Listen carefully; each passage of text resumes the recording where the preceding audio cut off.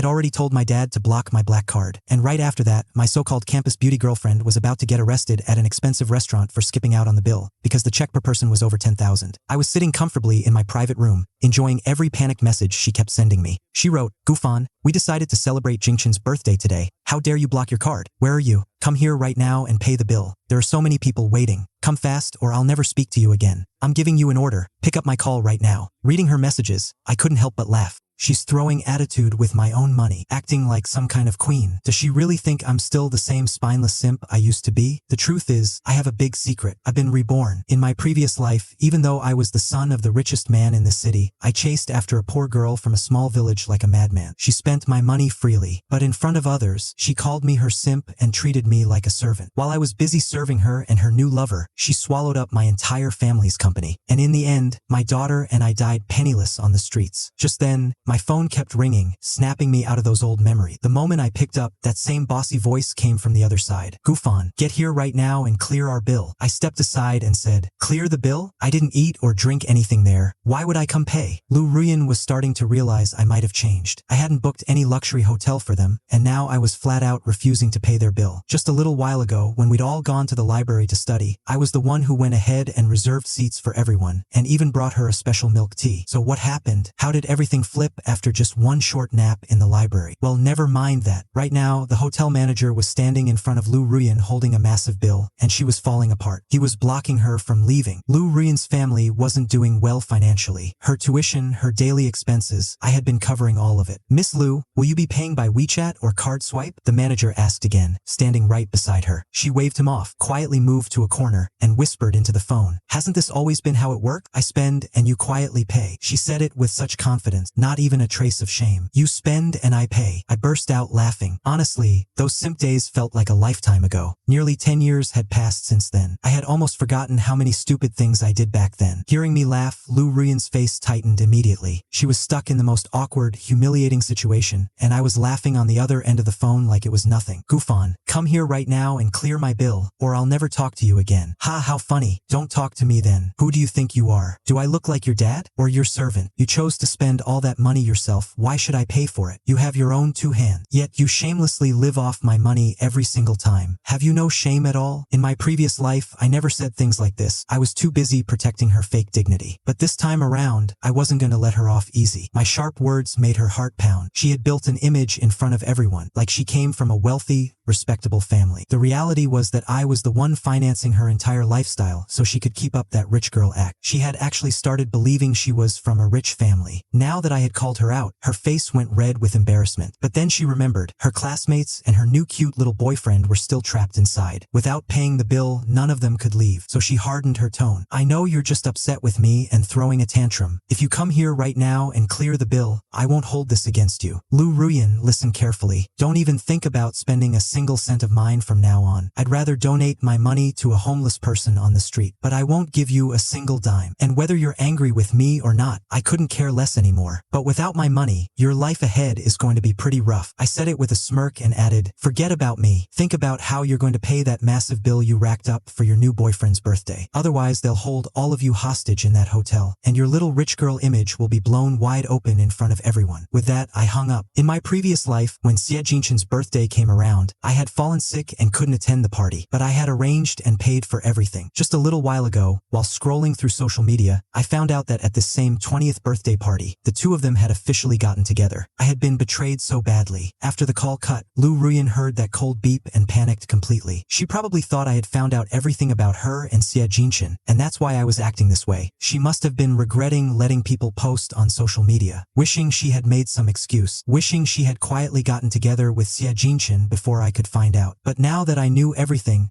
I wasn't going to be that stupid ATM anymore. Meanwhile, the hotel manager was looking visibly frustrated. The most urgent thing right now was clearing that massive bill. In a panic, she grabbed her phone and typed out a message. "You've definitely misunderstood something about me and Jinshin. He's not my boyfriend. The lobby manager won't let us leave. Please help me. And if you really can't pay right now, at least talk to the manager and buy me a few days." This was just her trick to buy time. She was completely confident that if she played it soft and emotional, I would cave seeing her like this. But what she didn't know, I I didn't even reply to her message. Just then, Xie Jinshin walked over to her with a warm smile and asked, "What happened?" Everyone's saying they're tired of standing by the door. Lu Ruyan's face at that moment was something to see. She looked utterly trapped and mortified. Right then, the manager came back again. "Miss Lu, could I know how you'll be settling the bill?" Hearing that, Xie Jinshin finally understood why no one had been able to leave. Because the bill hadn't been paid. He looked at Lu Ruyan in surprise, and Lu Ruyan started avoiding his eyes. She looked at the manager nervously and said, "Manager, I'm having a small issue with my funds right now." The hotel manager shook his head firmly. "Miss Lu, I'm sorry. Our hotel doesn't have that kind of policy. I'm just a regular employee. I don't have the authority to let anyone leave without payment. You have so many classmates here. Why don't you all chip in and split the bill?" Lu Ruyan stared at the 30,000 yuan bill in her hands, clutching it tightly. Just then, all the other classmates walked over and asked, "What's taking so long to pay one bill?" The manager stood there staring at Lu Ruyan. Her expensive clothes and designer bag had made him assume she was from a wealthy family. He never imagined this woman couldn't cover a bill like that. Lu Ruyan thought for a moment, then quietly took off her bracelet. "Funny thing, that bracelet was also a gift from me, and it was worth quite a lot." She said to the manager, "Manager, I've run into a small problem. Can I leave this bracelet with you as collateral? I'll come back tomorrow and clear the full bill." She had just started a relationship with Xie Jinshin. The last thing she wanted was for him to find out just how bad her real situation was. The hotel manager's professional smile never wavered. "Miss Lu, I'm sorry, we don't have that kind of system here." Xie Jinshin found this strange. Lu Ruyan always spent lavishly, so how was it that today she couldn't even cover this bill? "Ruyan, is everything okay?" She immediately made up an excuse. "All my cards are with Gufan, and he's not picking up my calls right now." Hearing that, Xie Jinshin relaxed. He figured maybe Lu Ruyan had run into some bigger problem. "So what do we do?" he asked, looking at her with concern. After all, Xie Jinshin came from a very middle-class family. His monthly expenses barely crossed 1,000 yuan, and today was his birthday, so this bill felt like a mountain he could never climb. "Don't worry, all of you just wait here. I'll get the money from somewhere." And with that, she left the hotel. Over the years, I had gifted her many expensive luxury items and some limited edition sneakers. Selling all of those could easily cover the bill. Meanwhile, when my mom, dad, and I finished dinner and stepped out, I noticed all my classmates standing outside the private room. I didn't really have any strong connection with my classmates, so I had no desire to go say hello. But Xie Jinshin's sharp eyes immediately found me. He came over and said, "Gufan, what are you doing here? I thought you were sick and resting back at the dorm. I was planning to bring you a slice of cake on my way back." Then he noticed my parents and greeted them politely. "Hello uncle, hello auntie. I had no idea you were coming today. I would have attended to you properly. Please forgive me for this." The respect he showed my parents was genuinely impressive. And honestly, my mom and dad really liked Xie Jinshin. He was around me often, and on the surface, he seemed like a straightforward, decent, sensible young man. My mom smiled and said, "Xiao Xie, we only just found out today is your birthday. We didn't get you a gift, but happy birthday." My mom's face carried a graceful smile. Even in simple clothes, there was a royal, elegant aura about her that couldn't be hidden. Xie Jinshin immediately launched into his sweet talk. "Oh, thank you auntie. Just seeing both of you here has made me so happy. I don't even need a birthday gift." The guy had honey on his tongue. His sweet words had my mom and dad smiling nonstop. If my past life experiences hadn't happened to me, I swear, even today I would have been fooled by that innocent, honest-looking face of his. Some of my classmates noticed my parents and thought their vibe and personality were really impressive. They must have been wondering, why did someone from such a good family always act like a shameless simp around Lu Ruyan? Everyone knew she was always annoyed with me, and yet I chased after her like a madman. And on top of that, I was always a third wheel between her and Xie Jinshin. "Oh right, Gufan, Ruyan was saying all her cards are with you. Since you're not there, the hotel bill still hasn't been paid. Good thing we ran into you here." He was smiling wide. In his mind, he was already thinking, after tonight, he'd get hold of all of Ruyan's cards so I could never be a third wheel between them again. All the classmates around were staring at me, more and more irritated. They thought I had deliberately taken Ruyan's cards and disappeared, making them wait this long. I played confused and asked, "What card?" Jinshin figured I was still pretending to be clueless, but with so many classmates around, he couldn't get angry. It would ruin the decent image he'd carefully built in front of everyone. He kept his composure and said, "Ruyan mentioned her bank cards are with you. Lucky you're here. She was calling you but couldn't get through, and I messaged you but got no reply. So she went back to college to look for you." He added with a casual shrug, "This Ruyan, it was supposed to be just a simple birthday, but she went all out and arranged this grand,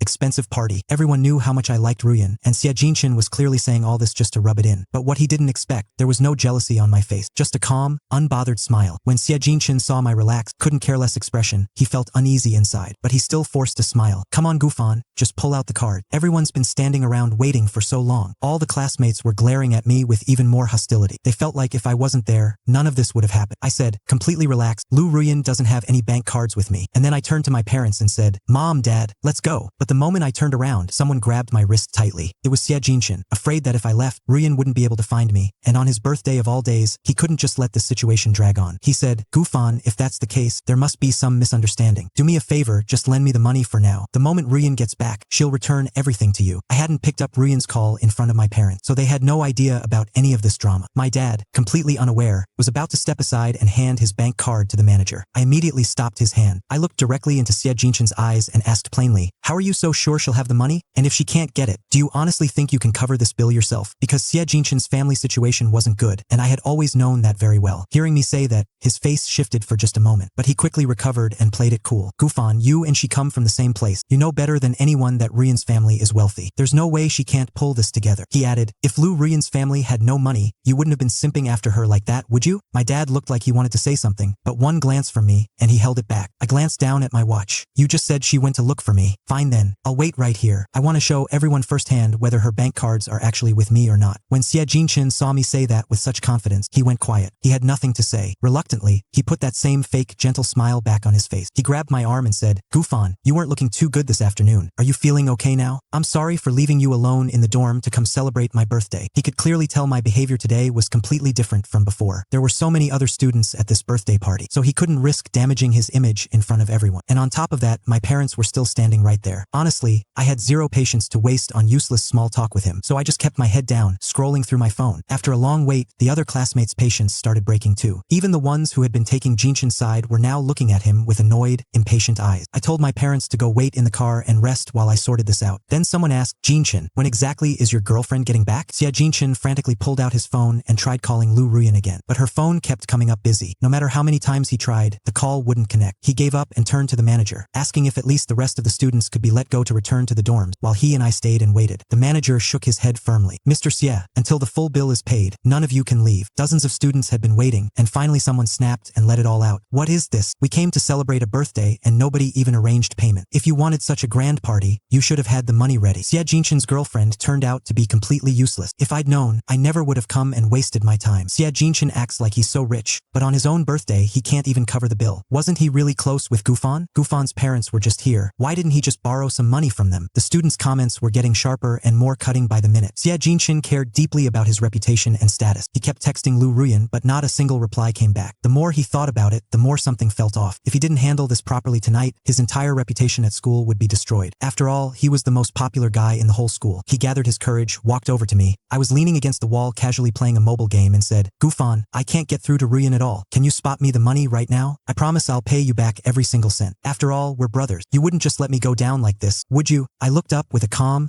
slightly sarcastic smile. "Brothers? You went behind my back and got together with the girl I like. Is that what a good brother does?" Before all this, I genuinely considered Xie Jinshin one of my closest friends, but I never imagined he and Lu Ruyan would get together this fast. Xie Jinshin still had that shameless smile on his face, like he'd done something great. He said boldly, "When Ruyan came to me, I was shocked too. Honestly, I like her as well, but because you liked her, I never had the courage to say anything. But love has to go both ways. A relationship you're forced into never lasts." Now that he'd decided to be with Lu Ruyan, there was no point hiding it. I shot back sarcastically, "Oh, what great wisdom. A forced relationship never lasts. If I remember correctly, you're the same person who was always telling me how terrible Lu Ruyan is and that I shouldn't like her. So how did you end up with her yourself?" He wanted to sell everyone on the idea that their attraction was completely natural, but he had no idea I'd call him out publicly for all the things he used to say about Lu Ruyan. Back then, all he wanted was for me to stop liking her so he could have her for himself. But his luck ran out. No matter how many of her flaws he listed, I was still head over heels for Lu Ruyan. He tried to defend himself. "Look, feelings hit you in a moment. I used to find Ruyan a little odd too, and seeing how she treated you made me feel bad for you. But I can feel how much she cares for me, and who can control feelings? You know that yourself. Otherwise you wouldn't have been so crazy about Ruyan either." Right at that moment, Lu Ruyan stepped off the elevator on the 88th floor, completely drenched in sweat. The moment she stepped out, her eyes landed on me, standing right there. Obviously, because of me, she was in this state. She glared at me and demanded, "What are you doing here right now?" I replied instantly, "Like I enjoy being here. It's your boyfriend. He's the one who kept me here by force, telling everyone that your card is with me." Hearing those words, Lu Ruyan's body went cold with dread. She was terrified terrified I'd blow her cover in front of all the classmates. The birthday party had been over for more than 2 hours. The moment everyone saw Lu Ruyan, they felt a wave of relief. They all rushed toward her. Ruyan, you finally showed up. The staff won't let any of us leave until the bill is paid. What's going on? She took a deep breath, forced a smile, and said, it's fine. Don't worry. I'll sort it out right now. She told the manager she had some funds on a credit card and would transfer the rest via WeChat. In reality, she had gone back and sold all the luxury bags I had given her. But even then, the money wasn't enough. In a rush, she remembered she had gotten a credit card at the start of the semester. Noticing this, Xia Jinchun quietly asked her, you told me your cards were with Gufan, so why are you using a credit card? Lu Ruyan snapped back, let me clear the bill first. I'll explain everything later. But Xia Jinchun wasn't going to let it slide that easily. He raised his voice deliberately and said, Gufan, Ruyan said her bank card is with you, but you just said you don't have it. Is there some kind of misunderstanding here? He didn't like the idea that even after all this drama, Lu Ruyan was still trying to protect me. He was afraid that if today passed without consequences, he'd never get a chance to take control of Lu Ruyan's finances in the future. Lu Ruyan turned and shot Xia Jinchun a sharp look. Her voice went cold. I said, we'll talk about this later. Xia Jinchun didn't catch her frustration and embarrassment. He thought she just didn't want to humiliate me publicly. After all, they came from the same hometown. But Xia Jinchun wasn't going to let it go that easily. I cut in,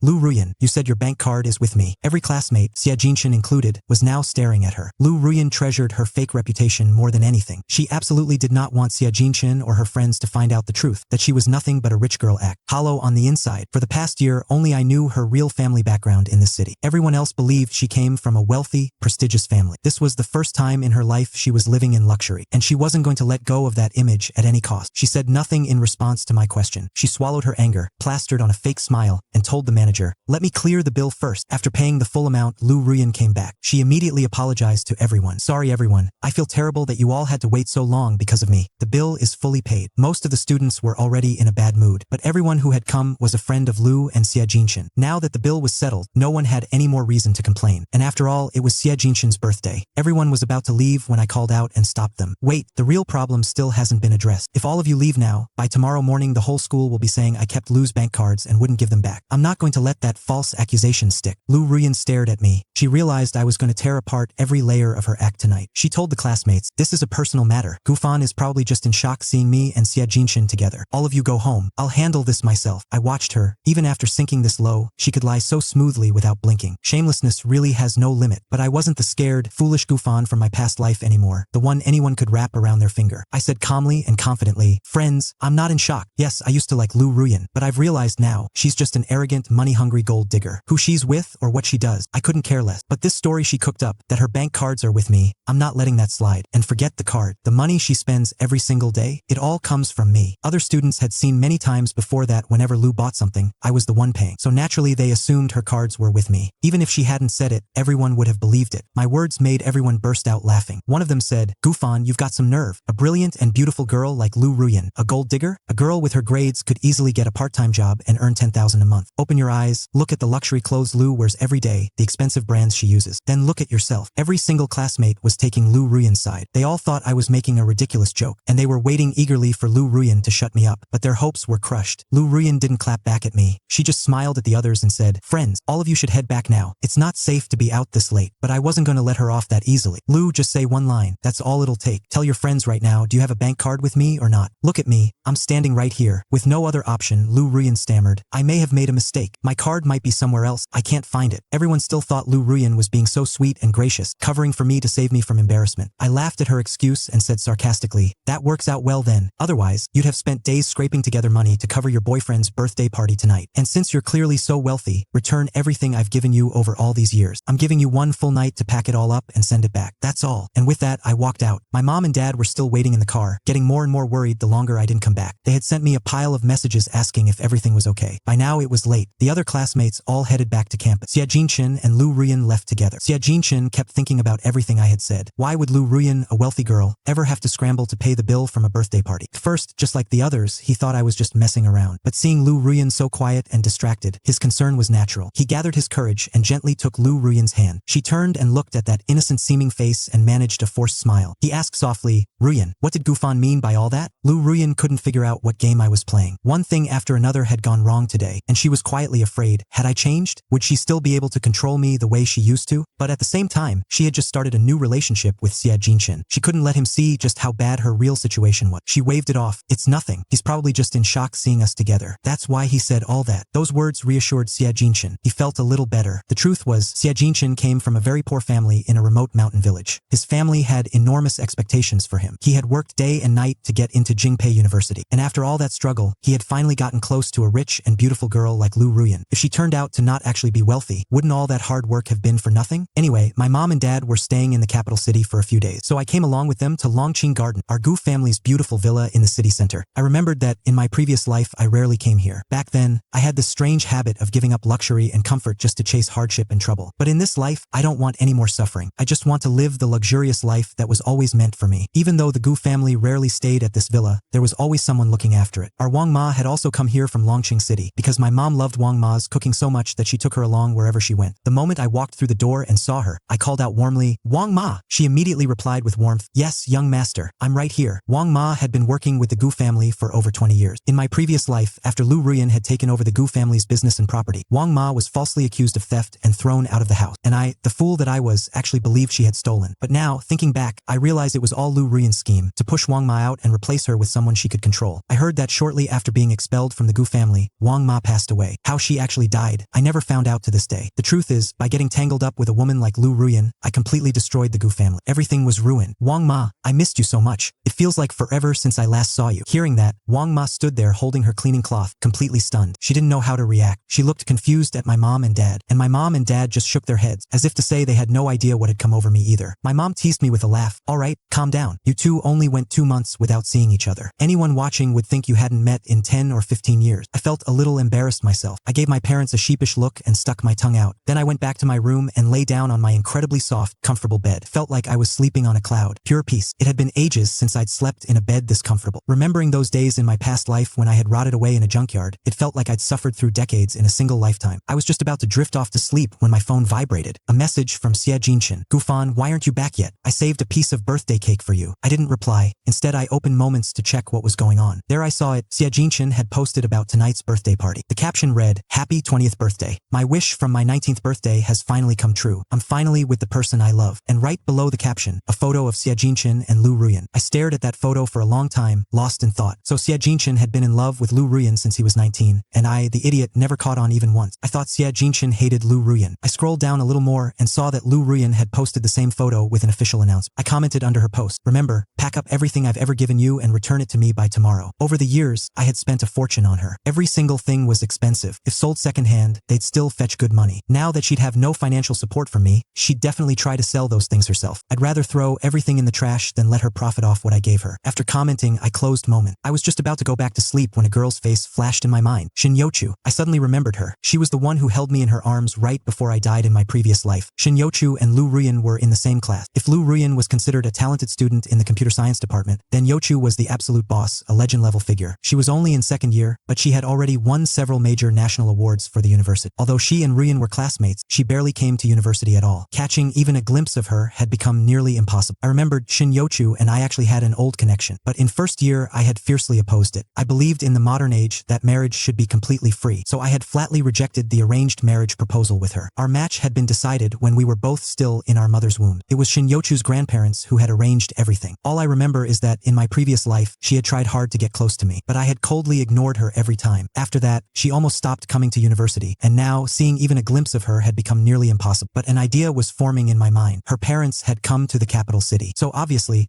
there was bound to be a dinner with the Shin family, and when that dinner happened, meeting Shinyochu wouldn't be too difficult. Meanwhile, on the other side, Lu Ruyan stepped out of the shower and began thinking about which things to pack. She then realized she had already sold the items, and now the buyers were flooding her with messages demanding their shipments. She had panicked during the crisis and listed all my luxury bags on an online platform, and the buyers had already paid her in advance. She had planned to pack everything up that night and send the parcels out the next morning. After packing her things, she calmly opened Moment. Her new post already had tons of likes and comments. Everyone was saying she and Xia Jinshin looked like the perfect couple, and at the same time, people were mocking me and laughing at me. But the moment she scrolled a little further, her smile completely disappeared. She saw my comment. She had thought I said it out of anger, just venting. She never imagined I'd actually go to her post and leave a comment like that. Several mutual friends were in the comment, insulting me and defending Lu Ruyan. She quietly deleted my comment. Then she opened our chat and typed back, "What was the point of everything you said today? And then you went and commented on my moments to make a scene. Was all that really necessary? As for the gifts you gave me, I threw them all away long ago. If you want them back, go dig through the trash." The moment she hit send, she deleted our entire chat history. Then she opened Xia Jinshan's chat and dove into sweet, romantic conversation with him. She was fully confident I couldn't do anything over those luxury items. She didn't believe for a second I'd actually show up to collect them. After all, she knew me well. She knew how much I liked her and how soft-hearted I was. Otherwise, why would I have danced at her fingertips for so long? That's exactly why she never took my feelings seriously. That's why she had always brushed me off. The next morning in computer science class, there were many new and unfamiliar faces. Xia Jinshan was sitting right beside Lu Ruyan. They were both design students, but he often sat in on Lu Ruyan's classes just to be close to her. He knew there were plenty of guys in this university who chased after Lu Ruyan. So today, he was here specifically to show everyone Lu Ruyan was already taken. She was his girlfriend. There were far more students in class today than usual. Xia Jinshan assumed they'd all come just to see his girlfriend. So he sat there puffed up with pride. But nobody expected what the teacher would say the moment he walked up to the podium. Well, what wind has blown our boss Shen in today? The moment Xia Jinshan turned around, his eyes landed on Shin Yochu. Stunning face, perfect features. Every part of her carried the aura of royalty. She was the kind of girl who, wherever she went, made every pair of eyes drift toward her, without even trying. Hearing the teacher's words, Shin Yochu rose from her seat and greeted him with a lovely smile. "Good morning, sir." Our teacher, Zhang Long, was generally a lighthearted man, but when it came to lectures and coursework, he was very strict. His class policy was simple and clear. Any student in his department who missed more than 3 classes was guaranteed to fail the semester. But Shin Yochu was the one exception, because her technical skills were so extraordinary that she and the professor often had private discussions on advanced technology and coding topics. Their relationship was somewhere between student-teacher and colleague. Right at that moment, I walked into the classroom carrying a book. My eyes first landed on Lu Ruyan and Xia Jinshan. Jinshan waved at me, but had no intention of calling me over, because today, they had not saved any seat for me. Lu Ruyan assumed that I couldn't just let go of her. That's why I'd shown up for her class again. But today something felt different. Not a single seat was left in the whole room. I looked around, every spot was taken. I was starting to wonder where I'd even sit, when my eyes caught a lone empty seat in the corner. And right beside that empty seat sat a girl in a white shirt. Her face was fair and clear, her skin so soft and glowing. For a few seconds, my heart actually stopped. That girl was none other than Shin Yochu. Honestly, she was miles more beautiful than Lu Ruyan. I don't know what I was thinking back then, falling for Lu Ruyan when someone like Shin Yochu existed. There was a book placed on the empty seat. I couldn't tell if she'd saved it for someone or just didn't want anyone sitting next to her. But what a coincidence. I was literally thinking about how to meet her. An idea came to me. I walked over quietly, leaned close to her, and asked in a low voice, "Excuse me, is this seat taken?" Shin Yochu looked up at me. For a brief moment, she froze completely, like her ears hadn't quite registered what she'd heard. I asked again, "Excuse me, is anyone sitting here? Can I sit down?" After hearing me clearly, Shin Yochu shook her head and said, "No, go ahead." Actually, she had saved that seat for her best friend, Fong sitting. The moment I sat down, a girl entered through the back door. But seeing a boy sitting beside Shin Yochu, she stopped right in her track. It was Fong sitting, Shin Yochu's close university friend. She had never seen Shin Yochu talk to any guy at university, so the one sitting beside her clearly couldn't be ordinary. When she noticed that not a single seat was left in the entire class, she slapped her forehead in frustration and messaged Yochu, "Yochu, seriously, my 3-skip limit for this semester is already used up, and you let some guy take my seat? If I fail the finals because of this next skip, you are going to talk to the professor for me. You have such a good relationship with him anyway." After sending that message, she immediately walked out of the classroom. Reading Fong Seating's message, Yochu's lips curved into a soft smile, but then she quickly realized someone might notice, and she hid it right away. I had caught that smile. It was one of the most beautiful smiles I had ever seen. I wondered to myself, who was texting her? Is this the person she's into these days? Meanwhile, Xia Jinshan was gritting his teeth watching me sit right next to Yochu. If Yochu hadn't started skipping so many classes before, he would never have settled for someone like Lu Ruyan. And now I was sitting right beside her, and to him, it looked like Yochu was smiling because of me. Lu Ruyan also turned her head with a cold expression. She was probably thinking I was just doing this to make her jealous, assuming I'd come to my senses soon. After all, not everyone was as easy to talk to as she was. But the reality was, I had always been attending computer science classes anyway. Now that I was in second year, I hadn't seen much of Shin Yochu. I wasn't sure what had brought her back to class. Maybe it was the universe giving me a chance. In this life, I was never going to hurt Shin Yochu again. Before, when I came to this class, my eyes were always stuck on Lu Ruyan. I was so blinded by her that I never actually paid attention to a single lecture. But now that I have a second chance, I'm not going to waste it like before. Shin Yochu is the absolute best in the computer science department. I want to learn properly, so we have something in common to talk about. And I know very well how explosively artificial intelligence is about to take off in the coming years, and how the computer industry is about to reach the very top. All of our family's businesses right now are old and traditional. I want to completely transform the Gu family's businesses. During class, whenever I didn't understand something, I raised my hand and asked asked the teacher questions, and took detailed notes. Everyone was stunned. Where had this sudden love of studying come from? Lu Ruyan was probably laughing at me in her head, thinking no matter how much I showed off, she was never going to give me the time of day. When class ended, I glanced at Shin Yochu sitting beside me. She was packing up her book, about to leave. She had come to class with great difficulty today, and who knew when I'd get another chance to see her. To make up for the regrets of my past life, I gathered some courage and said, "Excuse me, I've heard you're an absolute genius in computer science. I have some questions I'd love to go over. Could we connect on WeChat?" I didn't know whether Shin Yochu even remembered me. In first year, our Gu family and the Shin family had dinner together, and at the dinner table, the Shin family had brought up the topic of our marriage. I had opposed it fiercely. I had even said I'd rather die than marry that girl. Back then, I had already seen Shin Yochu around the university. The computer science department always compared her to Lu Ruyan, but at that time, my judgment was completely gone. I was so blindly in love with Lu Ruyan that I had even started irrationally resenting Shin Yochu. But after that dinner, I never saw her at university again. Shin Yochu stood there silently, just looking at me. She didn't say yes. She didn't say no. Nothing. After a long moment with no answer, I tried to save face and said, "If it's a problem, it's fine, never mind." But right then, I noticed it. Without any expression at all, she quietly opened her phone and pulled up her QR code. Her hands were trembling ever so slightly. If you weren't looking closely, you'd never notice how nervous she actually was. The moment I scanned the code and sent her a friend request, she let out a tiny quiet breath of relief. Then she acted as if nothing had happened, calmly locked her phone screen. The screen's light reflected in her deep eyes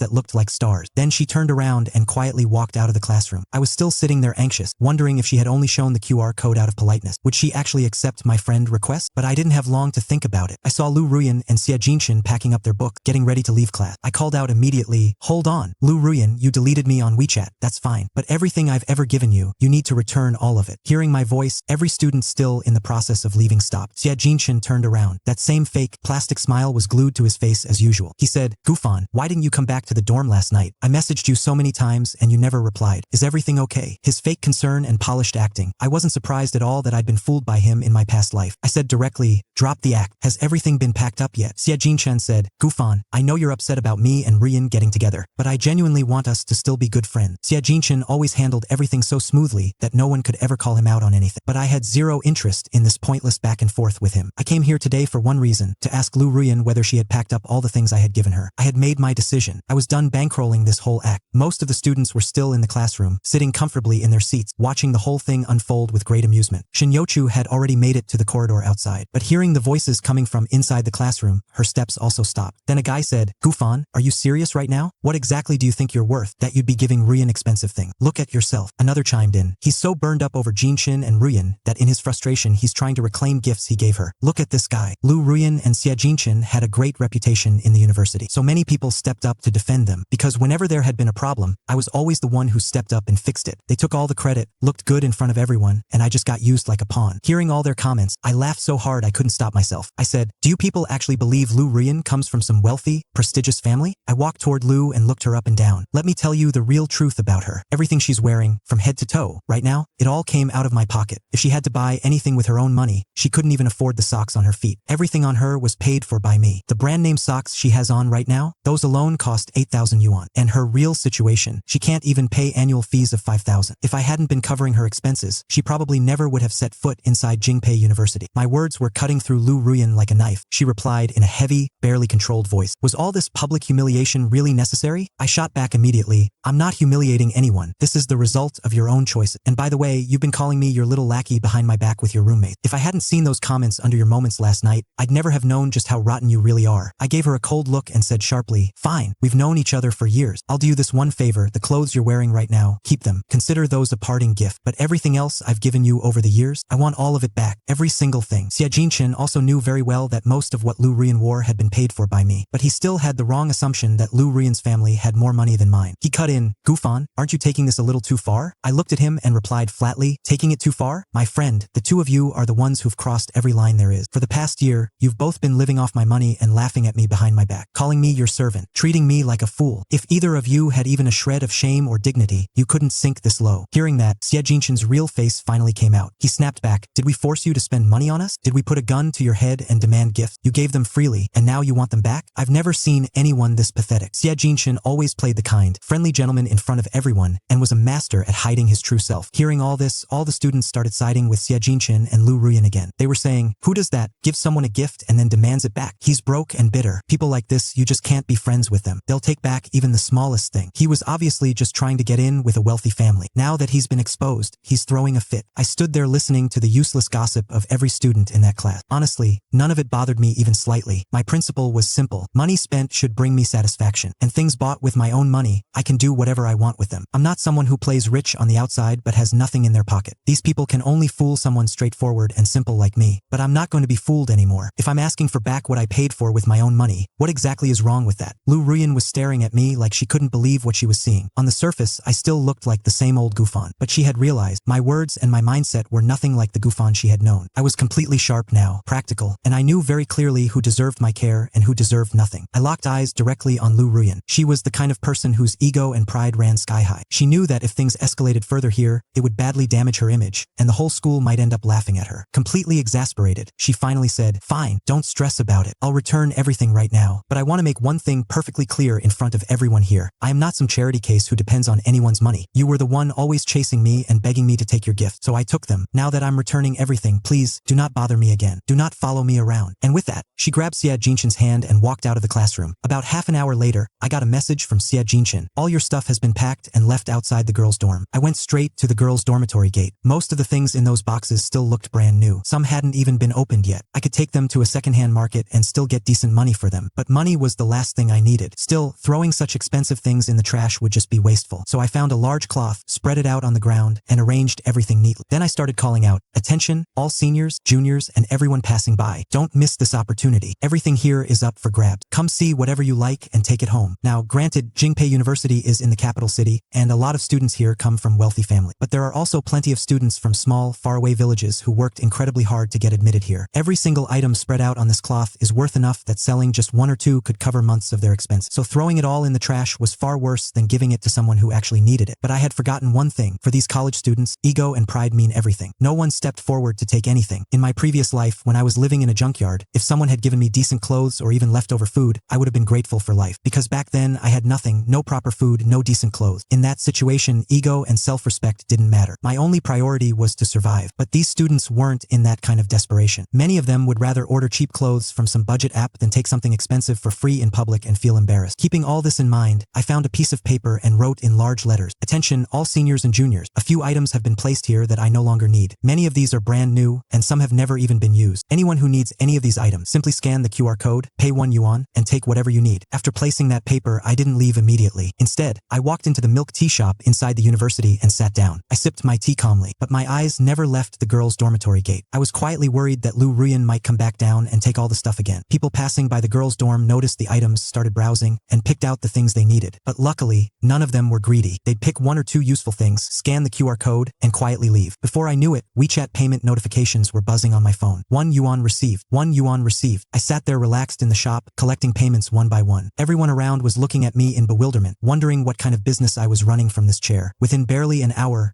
every single thing was gone. Honestly, my mood felt genuinely great, because I remembered, in my past life, when I was going through the worst of it, many strangers had helped me. So in this life, I also wanted to help others when I could. Today, for the first time, I truly felt just how much happiness and peace you get from helping someone else. When everything was gone, I called the driver and told him to come pick me up. Truthfully, I had zero desire to spend another night in that dorm room. Meanwhile, on the other side, Lu Ruyan was sitting in her dorm room, completely silent. Not a single word leaving her lips. She had returned all my things. But now the biggest problem was, the people who had bought those items online were flooding her with messages, demanding their shipments, getting more and more furious. The stress was splitting her head open. And to make it worse, some of those buyers were students from our own university. Yesterday, to earn their trust and collect advance payment, she had given them her real name and her dorm room number. And now, deep in this mess, they were all trying to reach her. But her phone was unreachable. So out of desperation, they had no choice but to come find her in person. Lu Ruyan sat frozen inside her dorm room. Her phone was vibrating nonstop, one message after another. "Where is my package?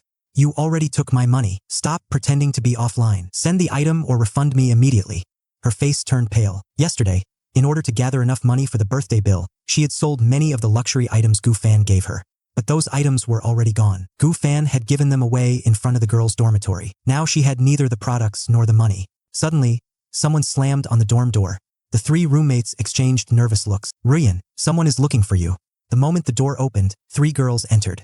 One of them immediately asked, "Are you Lu Ruyan?" "Yes, good. Where are the bags we paid for?" The dorm instantly became silent. The girls showed screenshots of their payments, and every roommate stared at the screen. Several luxury items, several advance payments, several missing products. Lu Ruyan forced a smile. There was a misunderstanding. A misunderstanding? The buyer became angry. "You took our money yesterday.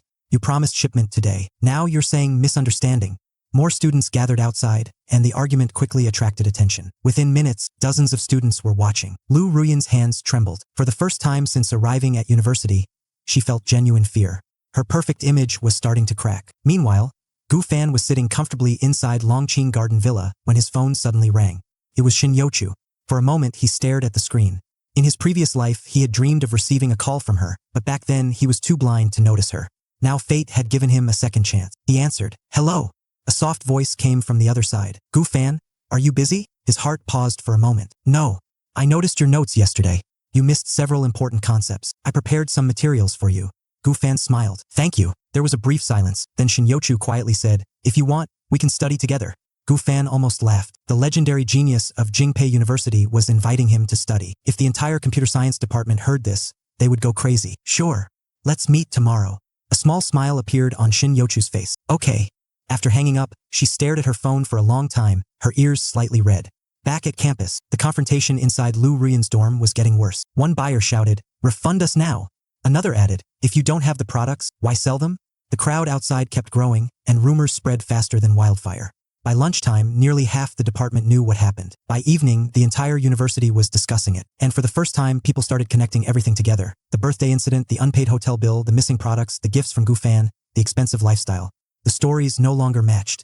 That night, Xia Jinchen sat alone in his dorm, his mind restless. Something felt wrong, very wrong. He opened social media. Post after post, comment after comment, people were discussing Lu Ruyan. Some were defending her, others were questioning her. One comment caught his attention. "Didn't Gu Fan pay for everything?"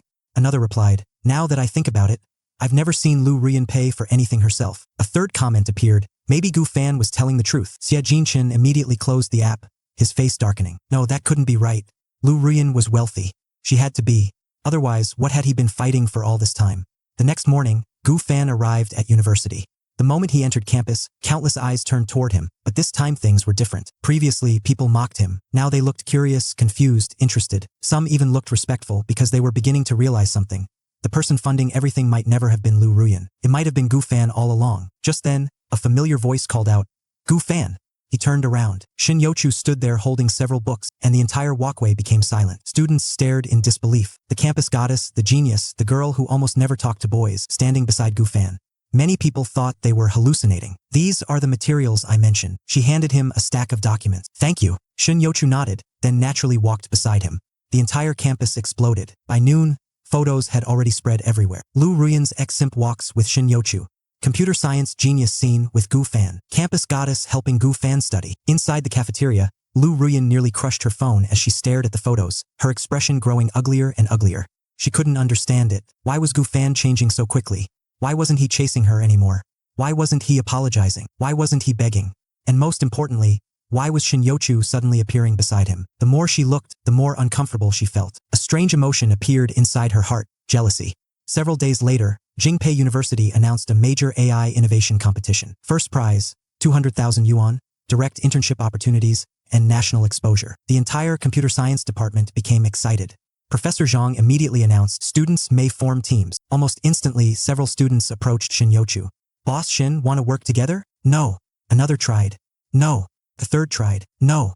Everyone was rejected. Then Shin Yochu stood up, walked across the classroom, and stopped beside Gu Fan. The room became silent. "Would you like to join my team?" Every student froze. Even Professor Zhang looked shocked. The legendary Shin Yochu personally inviting someone? Impossible. Gu Fan smiled. Of course. The entire classroom exploded. Meanwhile, at the back of the room, Lu Ruyan's nails dug into her palm, and beside her, for the first time, Xia Jinchen wasn't looking at her. He was staring at Gu Fan, because a terrifying thought had appeared in his mind. What if he had chosen the wrong side? That evening, Gu Fan returned to the villa. The moment he entered the living room, he found his parents smiling. His mother spoke first. "Good timing. There's a dinner tomorrow." "A dinner?" His father nodded. "The Shin family invited us." Gu Fan froze. "The Shin family." Then his mother smiled mischievously. "Shin Yochu will be there too." For the first time since his rebirth, Gu Fan was speechless. At the same time, hundreds of kilometers away, Lu Ruyan received a shocking message. One of her buyers had discovered where all the missing luxury items went. Attached was a photo showing students happily carrying away the gifts Gu Fan had distributed. Below, it was a single sentence. "So the things you sold were never yours to sell?" Lu Ruyan's face instantly turned white. She suddenly realized the disaster was only beginning. The moment the buyer showed that photo, Lu Ruyan's heart nearly stopped. The picture clearly showed several girls walking away from the girls' dorm carrying luxury bags, her bags, or more accurately, the bag she had promised to sell, the same bag she had already collected money for. One of the buyers immediately stood up. "So this is where the products went?" Another buyer's face darkened. "You sold us things you didn't even have?" The room became completely silent. Even her roommates looked at her differently now. Until today, they had always believed Lu Ruyan was from a wealthy family. After all, she wore luxury brands every day, her cosmetics were expensive, her bags were expensive, her shoes were expensive, and she never looked at price tags. But now, the illusion was beginning to crack. "Lu Ruyan," one roommate spoke slowly. "Did Gu Fan really buy all those things for you?" Lu Ruyan's expression froze. Before she could answer, another buyer interrupted. "Wait," she suddenly remembered something. "Are these the same gifts that Guy was asking for back outside the classroom?" The entire dorm exploded. Everyone had heard about that incident. At the time, most students thought Gu Fan was acting pathetic. But now, things looked very different. The buyers weren't interested in gossip. They wanted their money. One girl directly held out her phone. "Refund me. Now." Lu Ruyan clenched her fists. The birthday dinner had already drained her credit card, and the hotel bill had nearly emptied her account. She simply didn't have enough money left, yet she couldn't admit that. Not in front of everyone, not now, not when her entire image was hanging by a thread. She forced a smile. "I just need a few days." The buyer laughed coldly. "A few days? You took my money 3 days ago. Why should I trust you?" More and more students gathered outside the dorm room, and phones were already recording. Lu Ruyan felt her face burning. For the first time since arriving at Jingpei University, she felt humiliated. Meanwhile, across campus, Gu Fan was sitting inside the AI laboratory. For once, he wasn't thinking about Lu Ruyan. He was focused entirely on the screen in front of him. His previous life had taught him many lessons, and one of them was simple. The future belonged to technology, artificial intelligence, machine learning, automation. The people who controlled those industries would control everything, and Gu Fan intended to be one of them. Across the table, Shun Youchu quietly watched him. The more she observed him, the stranger she felt. This wasn't the Gu Fan she remembered. The Gu Fan from first year had spent every waking moment chasing Lu Ruyan, his grades average, his attention span terrible. But now something had changed. He listened carefully, he asked intelligent questions, he actually wanted to learn. After nearly an hour, Shun Youchu finally spoke. "You're improving quickly." Gu Fan smiled. "I have a good teacher." The words instantly made Shun Youchu lower her eyes, a faint blush appearing on her face. Seeing this, Gu Fan couldn't help smiling. In his previous life, he had been completely blind. How had he never noticed? This girl was infinitely better than Lu Ruyan. At the same time, Xia Jinshin was becoming increasingly uncomfortable. Ever since the birthday incident, strange rumors had started spreading. At first he ignored them, then he started hearing them everywhere. Classrooms, dormitories, cafeterias, libraries, everywhere. One conversation finally caught his attention. "Did you hear?" "Hear what?" "They say Lu Ruyan's family isn't wealthy." "What?" "They say Gu Fan paid for everything." Xia Jinshin immediately stopped walking, his expression darkening. He wanted to dismiss it, but another student continued. "Think about it. Have you ever actually seen her pay for anything?" The other student froze. After a few seconds, "No." Neither had he, and neither had Xia Jinshin. For the first time, a seed of doubt appeared. That evening, the campus forum exploded. A new post appeared, titled "The Truth About the Campus Goddess." Thousands of views poured in, and comments flooded the page. Someone wrote, "I was at the hotel. She couldn't pay." Another added, "Gu Fan used to buy everything." Someone else wrote, "My friend lives in her dorm. Apparently she's being chased by buyers demanding refunds." More comments appeared, faster and faster, and the discussion spread through the entire university. By midnight, nearly everyone knew, and for the first time, people started questioning Lu Ruyan instead of defending her. Inside her dorm, Lu Ruyan couldn't sleep. She refreshed the forum again and again, and every new comment felt like a knife. The image she had spent years building was collapsed. Suddenly, her phone vibrated. Her eyes lit up. Maybe it was Gu Fan. Maybe he finally regretted everything. Maybe he was ready to apologize. She immediately opened the message, and the next second, her face turned ugly. It wasn't Gu Fan. It was the bank. Her credit card payment reminder, due in 3 days, amount owed, 268,000 yuan. Lu Ruyan's hands began shaking. In the past, she never worried about money. Whenever she wanted something, Gu Fan paid. Whenever she had a problem, Gu Fan solved it. Whenever she needed help, Gu Fan appeared. But now, for the first time, she was completely alone, and the realization terrified her. The next morning, a black luxury car slowly entered Jingpei University. Students immediately turned to look. Inside the vehicle sat Gu Fan, and beside him sat his father. Today was special, the Shin family dinner, a meeting between two powerful families. As the car stopped, Gu Fan stepped out, and at almost the same moment, Lu Ruyan walked out of a nearby building. Their eyes met. For several seconds, neither spoke. Then Lu Ruyan noticed the luxury vehicle, and her pupils contracted. She had never paid much attention to Gu Fan's family before. Why would she? In her mind, he was just a loyal follower, someone who existed to support her. But now, a strange feeling appeared. Had she overlooked something important? Before she could think further, another luxury car arrived. The door opened, and Shin Yochu stepped out. She walked directly toward Gu Fan, then naturally stood beside him, like she belonged there. The surrounding students were stunned. Lu Ruyan froze. Something inside her chest tightened, a feeling she didn't want to admit. Jealousy? Pure jealousy. Because for the first time, she realized Gu Fan might truly be moving on, and if that happened, she would lose control forever. Lu Ruyan stood frozen. Across from her, Shin Yochu had already reached Gu Fan's side. The two of them looked completely natural standing together, one elegant, one calm. Neither seemed to care about the dozens of students watching. For some reason, that sight irritated Lu Ruyan more than all the rumors spreading across campus. In the past, whenever she appeared, Gu Fan's eyes would immediately follow her, no matter where she went, no matter who she was with. Gu Fan would always be there. But now, he didn't even glance at her. It was as if she didn't exist. That realization made her strangely uncomfortable.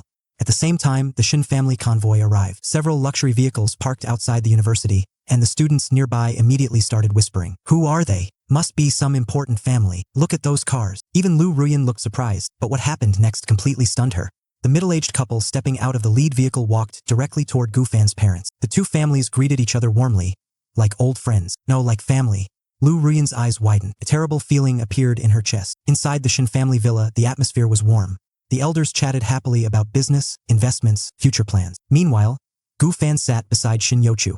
For the first time in both lifetimes, he felt completely relaxed. No pretending, no chasing, no humiliation, no manipulation, just peace. Shin Yochu quietly poured tea for him. Seeing this, the elders exchanged meaningful smiles. Gu Fan's mother nearly laughed, and the Shin family's grandmother looked even happier. Finally, she put down her teacup. Since everyone is here today, I think it's time to discuss the engagement. The room became silent. Gu Fan nearly choked on his tea. Shin Yochu immediately lowered her head, her ears turning red. The older generation burst into laughter. The engagement, the marriage arrangement, the promise made before either of them was born, had finally been mentioned again. Meanwhile, back on campus, Xie Jinshin had started investigating. At first, he felt guilty, but curiosity won. Too many things didn't make sense anymore. That afternoon, he secretly contacted someone from Lu Ruyan's hometown. The answer shocked him. Lu Ruyan, her family is ordinary. Why? Xie Jinshin froze. Ordinary? Not wealthy? Not influential? Nothing? His stomach suddenly sank. He asked again. Are you sure? The other person laughed. Everyone in town knows. They've never had money. Why are you asking? Xie Jinshin immediately ended the call, his hands trembling, his mind completely blank. If Lu Ruyan wasn't wealthy, then everything changed. Everything. That evening, Lu Ruyan arrived at Xie Jinshin's dorm. The moment she entered, she noticed something different. Usually, Jinshin would immediately stand up, smile, hold her hand. Today he didn't move. His expression was unusually serious. She felt nervous. What's wrong? Xie Jinshin stared directly at her, then asked quietly, Ruyan, how wealthy is your family? The question exploded like a bomb. For a split second, panic flashed across her face, but it disappeared quickly. Why are you asking? I just want to know. Lu Ruyan forced a smile. You know my family is doing well. But this time, Xie Jinshin wasn't satisfied. He kept staring, and for the first time, Lu Ruyan felt genuine pressure. The next day, the AI innovation competition officially began. Teams from multiple departments participated, and hundreds of students gathered. Professors, industry guests, investors, everyone was present. When Shin Yochu and Gu Fan appeared together, the crowd immediately noticed, and the whispers started again. That's Shin Yochu's team. Who's beside her? Gu Fan, the simp. Not anymore. Some students laughed, others looked curious. Meanwhile, Lu Ruyan and Xie Jinshin watched from the audience. Xie Jinshin's attention remaining on the competition, Lu Ruyan's attention remaining on Gu Fan. Neither noticed the other. The first presentations began, one team after another, most projects average, nothing special. Then it was Shin Yochu's team's turn, and the room immediately became quiet. Everyone expected Shin Yochu to carry the entire project. No one expected much from Gu Fan, especially not the students who knew his reputation. Then the presentation started. 5 minutes later, the room became silent. 10 minutes later, the judges stopped taking notes and started paying full attention. 15 minutes later, even the professors looked surprised. Because Gu Fan wasn't being carried, he was contributing a lot. His technical explanations were precise, his ideas innovative, his answers confident. This wasn't the same Gu Fan everyone knew. This was someone completely different. Professor Zhang couldn't hide his smile. Excellent, absolutely excellent. When the Q&A session started, one judge intentionally asked a difficult question. Many teams would have collapsed. Gu Fan answered immediately. The judge froze, then nodded. Another judge asked something harder. Gu Fan answered again. The room became increasingly quiet, the audience stunned. Lu Ruyan stared at the stage, her heart pounding. This wasn't supposed to happen. After leaving her, Gu Fan was supposed to become miserable, broken, pathetic. Instead, he looked better than ever, more confident, more capable, more respected, and standing beside him was Shin Yochu, the one girl she could never compete against. For the first time, genuine fear appeared inside Lu Ruyan's heart. Then came the announcement. First place, the host smiled. Team Shin Yochu and Gu Fan. Thunderous applause erupted. The audience exploded, students cheered, professors applauded, even the investors nodded approvingly. Gu Fan had just won the biggest academic competition of the semester.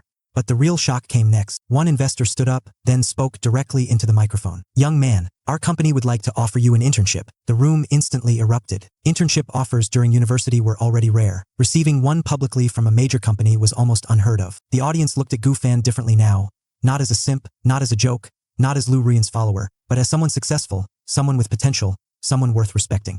Meanwhile, Lu Ruyan sat frozen, because she suddenly realized something. When she was with Gu Fan, she never appreciated him, never respected him, never valued him. And now, the version of Gu Fan she was seeing looked more impressive every single day. For the first time since they met, regret appeared, real regret. That night, she opened WeChat. After staring at the screen for 10 minutes, she finally typed a message. "Gu Fan, can we talk?" Then she pressed send. A few seconds later, a red exclamation mark appeared. Message failed. "You are not friends." Lu Ruyan froze. She had forgotten. She deleted him, and Gu Fan never added her back. At the same moment, across the city, Gu Fan was leaving a restaurant with Shin Yochu. The evening breeze was gentle, the atmosphere peaceful. Then Shin Yochu suddenly stopped walking. Her voice was unusually soft. "Gu Fan, She looked away slightly, then asked, "Do you still like Lu Ruyan?" Gu Fan froze. For a moment, the world seemed to stop, and Shin Yochu nervously waited for his answer. In his previous life, if someone had asked him that question, he would have answered without hesitation. He would have said yes. He would have said he loved Lu Ruyan more than anything. He would have been willing to give up everything for her. His money, his family, his future, his dignity, his life. But that version of Gu Fan was already dead. Dead in a freezing alley. Dead beside a pile of garbage. Dead after watching his family lose everything. Dead after being abandoned by the very people he sacrificed everything for. Gu Fan slowly smiled, then turned toward Shin Yochu. "No." Just one word, no hesitation, no regret, no anger, just calm certainty. Shin Yochu froze. The answer was so direct that she didn't know how to react. For some reason, her heartbeat became faster. She lowered her head slightly, a faint smile appearing at the corner of her lips, then quickly hid it. "That's good." Gu Fan raised an eyebrow. "Good." Shin Yochu immediately looked away. She paused. It would be unfortunate if you wasted more time on someone who doesn't deserve it." Gu Fan couldn't help laughing. For the first time in 2 lifetimes, he felt genuinely relaxed around someone. Meanwhile, inside the girls' dormitory, Lu Ruyan was staring at her phone, again and again and again. She opened WeChat, closed WeChat, open moments, closed moments. Every few minutes she checked her notifications. Nothing. No messages from Gu Fan, no missed calls, nothing. At first she felt angry, then annoyed, then confused. Now she felt uneasy, because Gu Fan had never ignored her before. Not once, even when she treated him badly, even when she embarrassed him, even when she publicly rejected him. He always came back, always. But this time felt different, very different. 3 days later, the AI innovation competition results were officially published. The entire computer science department was buzzing. Posters had been placed everywhere, and the winners' names were displayed on the university website. Students crowded around the announcement boards, and many of them were shocked because beside Shin Yochu's name was Gu Fan's. Not as a participant, not as a helper, not as an assistant, but as a winner, a genuine winner, a student who had earned first place. The same Gu Fan they used to mock, the same Gu Fan they called a simp, the same Gu Fan they laughed at behind his back. Suddenly, nobody was laughing anymore. At the same time, Xie Jinshin was becoming increasingly restless. The more he investigated, the worse things became. He had secretly contacted people from Lu Ruyan's hometown, checked old social media posts, and even spoken to former classmates. Every answer pointed to the same conclusion. Lu Ruyan had lied. Not about one thing, about everything. Her family wasn't wealthy, her lifestyle wasn't self-funded, the luxury brands weren't hers, the expensive gifts weren't hers, the birthday dinner wasn't hers. Even the expensive apartment she claimed her family owned wasn't actually hers. Everything traced back to one person, Gu Fan. The realization made his stomach twist, because if Lu Ruyan had been lying all this time, then what exactly had he been fighting for? 2 days later, Jingpei University held an award ceremony for the competition winners. Students filled the auditorium, professors occupied the front rows, and representatives from technology companies sat near the stage. The atmosphere was electric. When Shin Yochu's name was announced, applause erupted. Then Gu Fan walked onto the stage beside her, and the applause grew even louder. Many students looked at him differently now, not as Lu Ruyan's follower, but as someone successful, someone capable, someone worthy of respect. Near the back of the auditorium, Lu Ruyan watched silently. Every time Shin Yochu spoke to Gu Fan, every time they smiled at each other, every time they stood together, the uncomfortable feeling in her chest grew stronger. She hated it. She couldn't understand it, but she hated it. The award ceremony was almost over. The host stepped forward with a smile.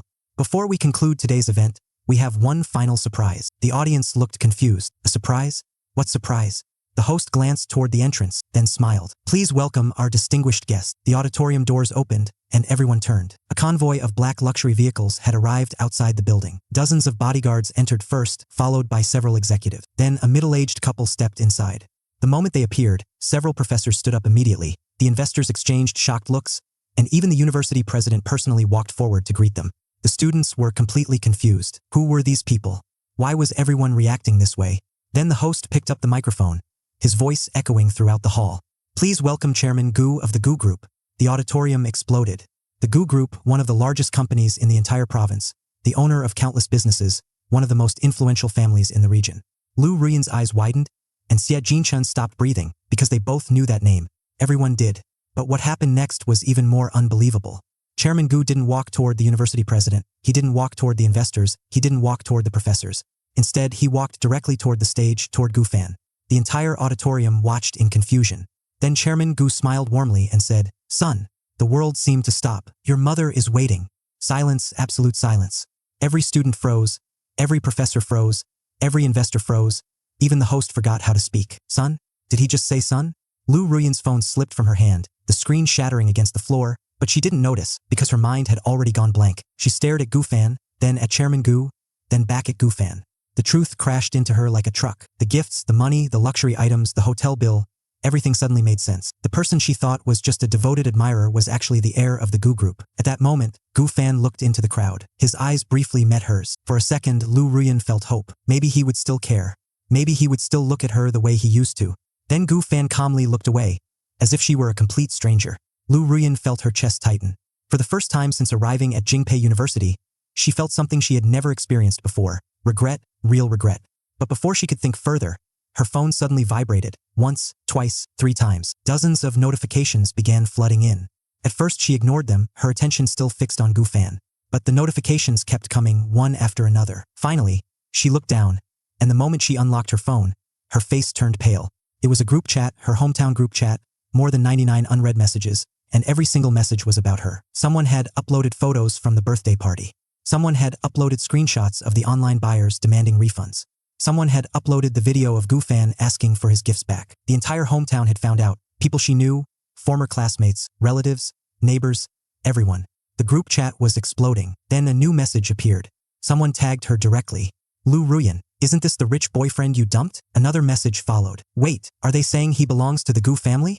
Then another and another and another. The chat instantly became chaotic. Lu Ruyan's hands started shaking, because she suddenly realized something terrifying. If people from her hometown had already discovered who Gu Fan really was, then her parents would find out too.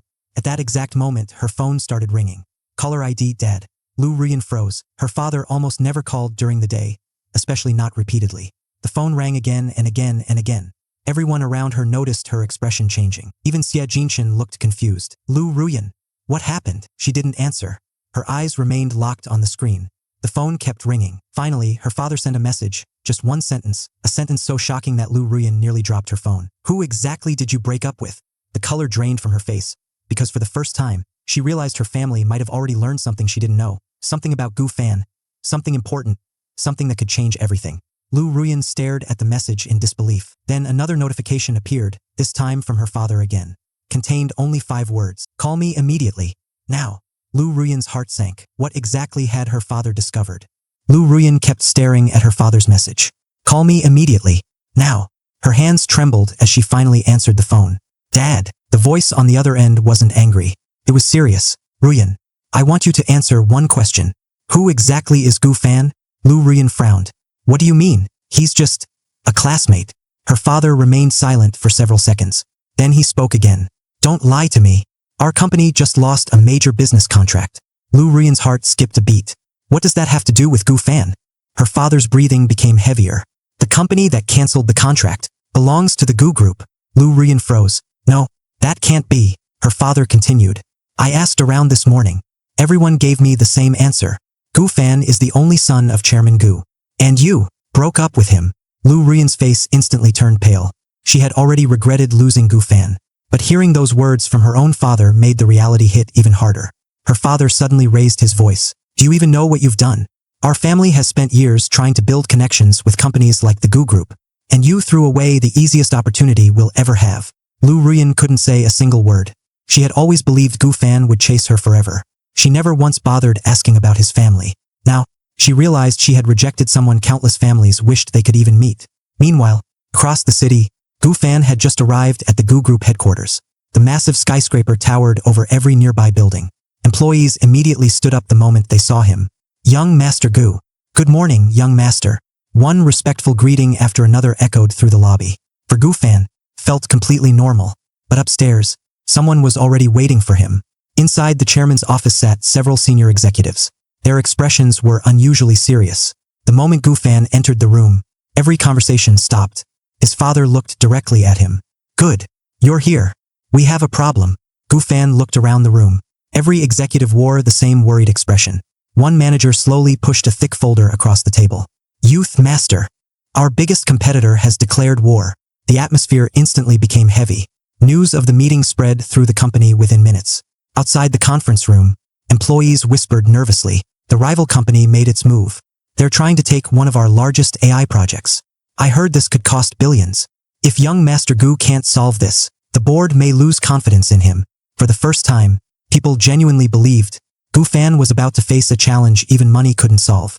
Inside the conference room, the atmosphere was tense. One executive stood up and projected several documents onto the screen. Our competitor launched the attack this morning. They've already approached 3 of our biggest clients. They're offering lower prices and promising a better AI platform. Another executive added, if we lose this project, it won't destroy the Gu Group, but it will damage our reputation. Several directors nodded. Even Chairman Gu remained silent. Then, everyone looked toward Gu Fan. Although they already knew he was the young master, many executives still weren't convinced. In their eyes, he was simply the chairman's son, a university student, someone with little real business experience. One elderly director finally spoke. Chairman, with all due respect, I don't think young master should be involved. The business world isn't a university classroom. Another executive agreed. This negotiation requires experience, not talent. The room immediately became quiet. Nobody dared look at Gu Fan. Outside the company, the news had already started spreading. The Gu Group is being targeted. The rival company finally made its move. They say this project is worth billions. When Lu Ruyan saw those rumors online, she couldn't stop staring at the screen. For some reason, a tiny smile appeared on her face. So, even Gu Fan has problems he can't solve. Maybe, just maybe, he wasn't as perfect as everyone thought. If the Gu Group suffered a huge loss, wouldn't Gu Fan finally understand how difficult life really was? At the same time, Xia Jinchen saw the exact same news. His first reaction wasn't happiness. It was curiosity. Can Gu Fan actually handle something like this? Back inside the conference room, the directors were still arguing. One suggested abandoning the project. Another wanted to cut prices. A third recommended suing the competitor. Everyone had a different opinion. Only Gu Fan remained silent. Finally, Chairman Gu looked at his son. What do you think? Every executive turned toward him. Several of them were already expecting an embarrassing answer. After all, what could a college student possibly know about a billion-yuan business war? Gu Fan slowly opened the folder. He glanced at the documents for only a few seconds. Then, he smiled. I don't think our competitor is the real problem. The room instantly became silent. One executive frowned. What do you mean? Gu Fan calmly closed the folder. They're only bait. The real attack hasn't even started yet. The expressions around the table changed immediately. How could he know that? Because not even the investigation team had discovered anything beyond the competitor's first move. Yet Gu Fan sounded completely certain. Chairman Gu leaned forward. For the first time since the meeting began, even he became interested. What exactly do you know? The conference room fell completely silent. Every executive stared at Gu Fan. One of the senior directors couldn't help asking, Young master, what makes you so sure? Gu Fan calmly stood up and walked toward the large screen. He pointed at the timeline of the competitor's recent actions. They announced this project publicly. They contacted our clients. They intentionally leaked the news. He turned around. If they truly wanted this contract, they would have stayed quiet. Another executive frowned. So why make everything public? Gu Fan answered without hesitation. Because they want us distracted. They're forcing us to focus on the wrong battlefield. Several executives exchanged confused looks. Chairman Gu narrowed his eyes. Continue. Gu Fan pulled out another document.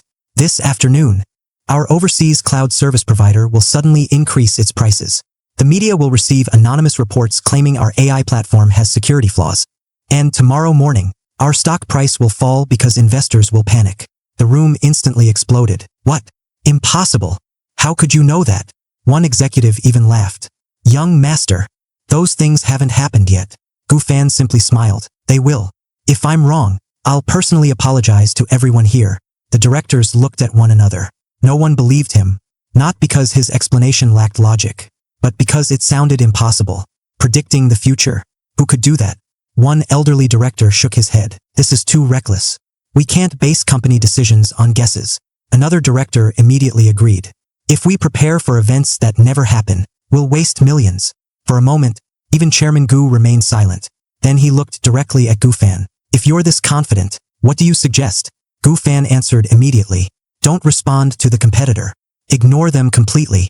Move our servers to the backup network before noon. Contact every major investor personally. And prepare an official security report before anyone accuses us. The room became quiet again. Those preparations would cost an enormous amount of money. One executive couldn't hold back anymore. Chairman, this is madness. We're spending millions because of assumptions. If nothing happens, the board will laugh at us. Everyone waited for Chairman Gu's decision. After several long seconds, he slowly stood up. I trust my son. For simple words, the entire conference room froze. Even the executives who opposed Gu Fan were speechless. Chairman Gu looked around the table. Carry out every instruction. Immediately, no one dared object again. Outside the meeting room, the orders spread through the entire company. Employees were confused. Why were the backup servers being activated? Why were investors suddenly being contacted? Why was every department working overtime? Some even whispered, has the young master made a mistake? Others sighed. I guess this is what happens when the chairman trusts family too much. Nobody realized, within the next few hours, every single one of Gu Fan's predictions was about to come true. And when they did, the people who doubted him would never question him again. Less than 2 hours later, the chairman's secretary rushed into the conference room.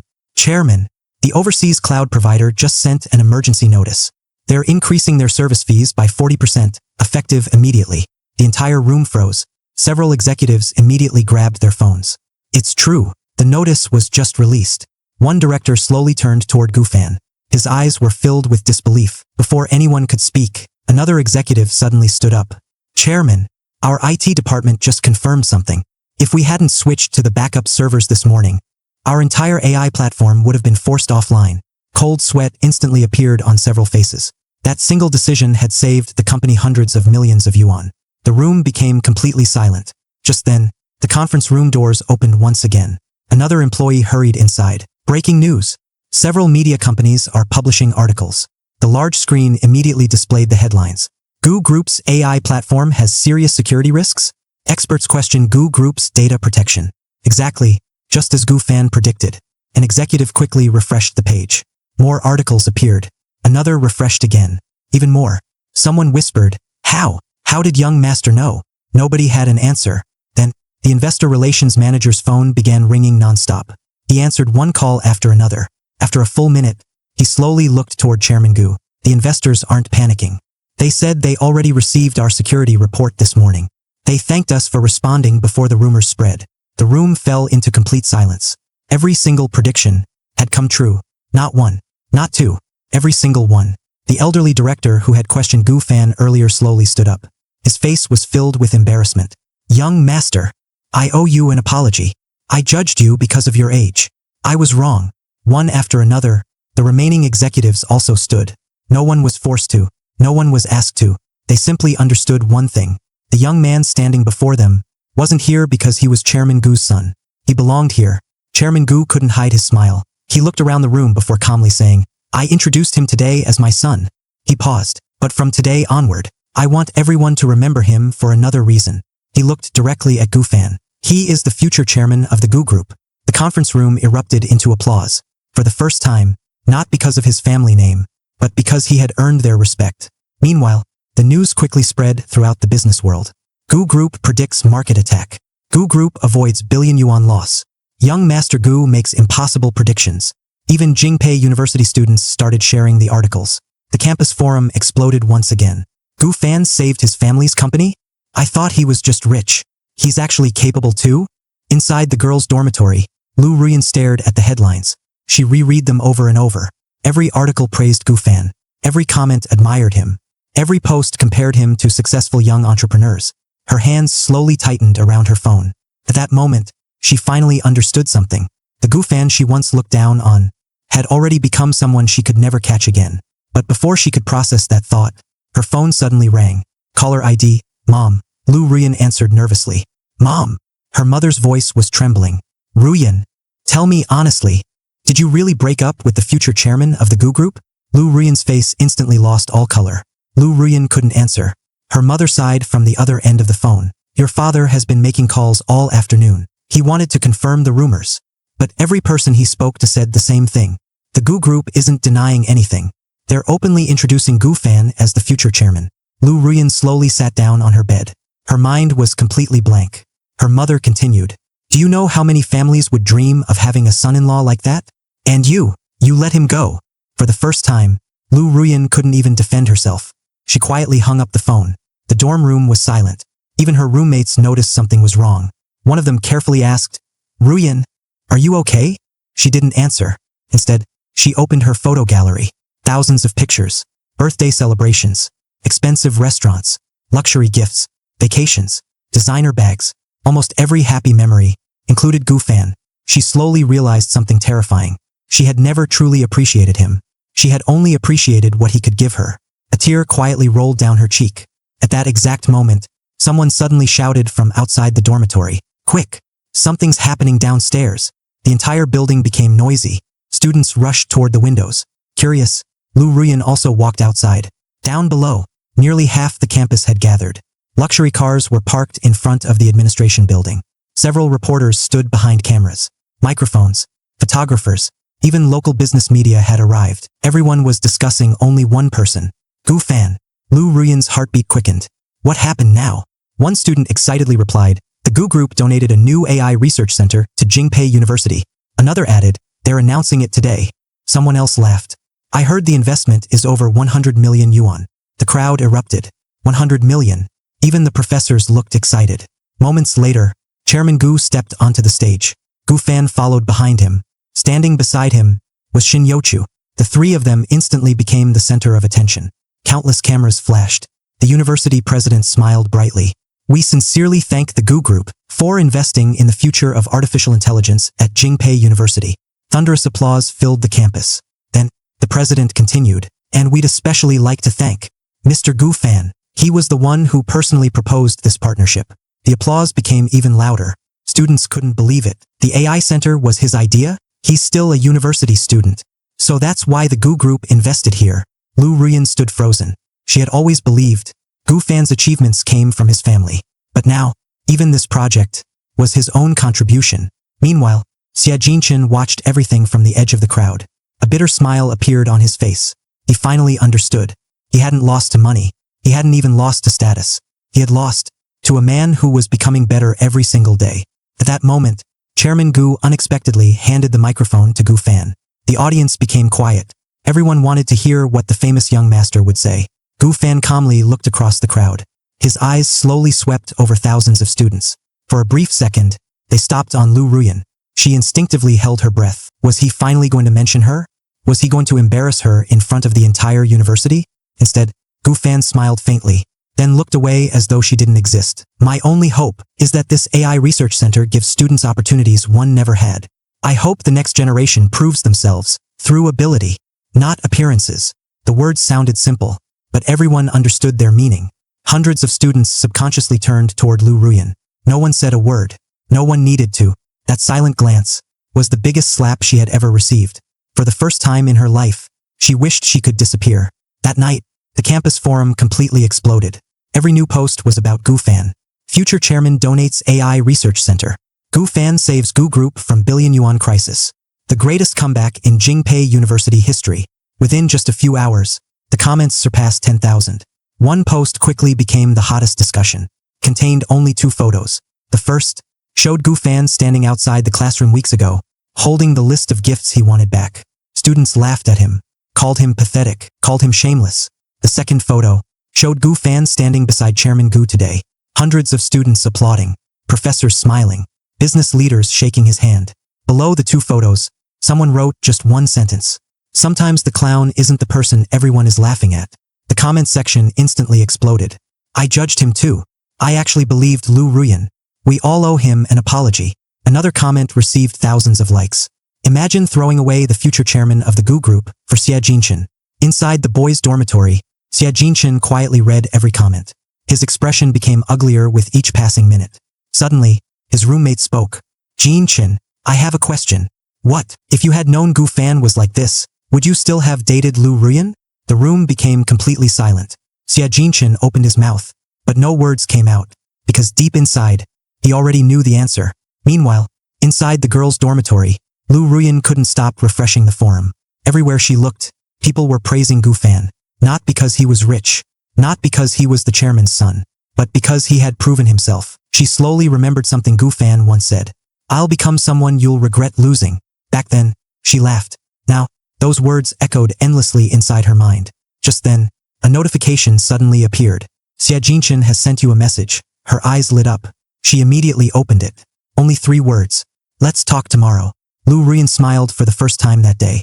Maybe, at least Xia Jinchen still believed her. Maybe things weren't completely hopeless. She had no idea that Xia Jinchen had already made a decision. A decision that would completely shatter the last illusion she was still holding on to. The next morning, the atmosphere inside the Gu group was unusually cheerful. Employees smiled as they walked through the halls. Yesterday's victory had completely changed everyone's opinion of Gu Fan.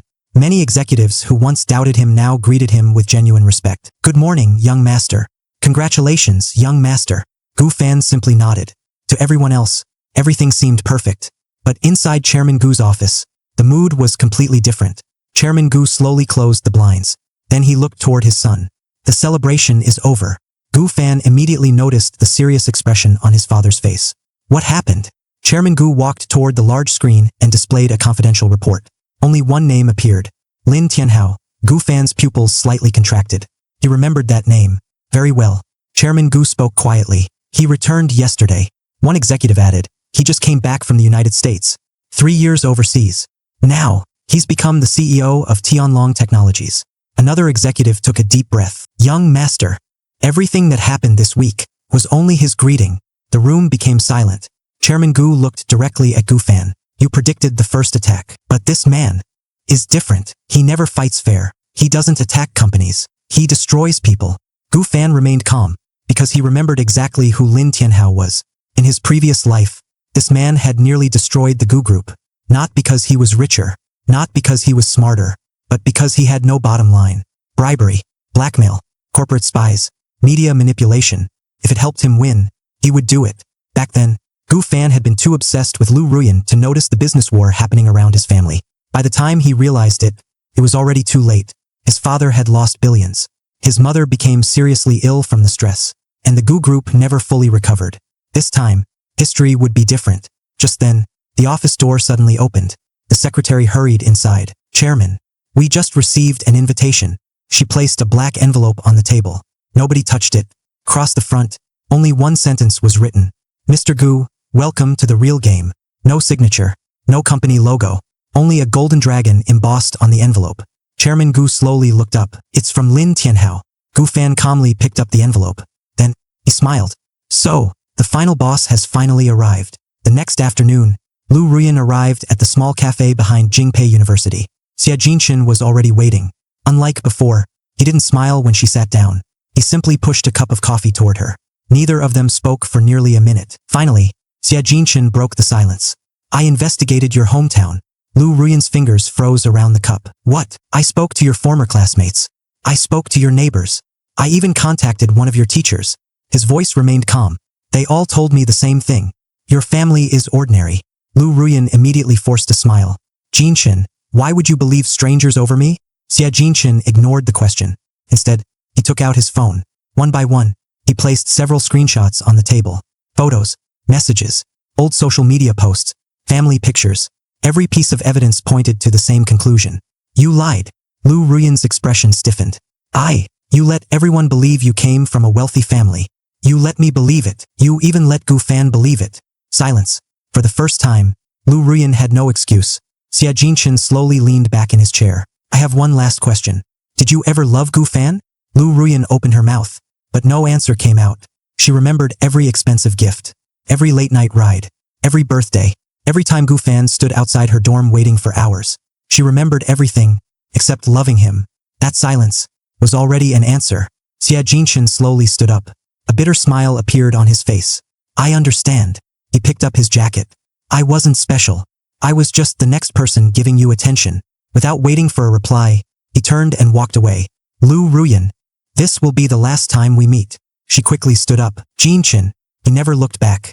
Within seconds, he disappeared into the crowd. Lu Ruyan stood there alone. For the first time, she realized she had lost both men. Not because they fought over her, but because they had both finally seen who she really was. Meanwhile, 30 kilometers away, a black Rolls-Royce slowly stopped in front of Tianlong Technologies. The rear door opened. A tall man stepped out wearing a perfectly tailored black suit. His expression was calm. His eyes were sharp. Every employee standing outside immediately lowered their heads. Welcome back, President Lin. Lin Tianhao didn't respond. He simply walked into the building. Inside the top-floor office, a large screen displayed only one photograph. Gu Fan. Lin Tianhao quietly looked at it for several seconds. So, the Gu family's little prince finally decided to join the game.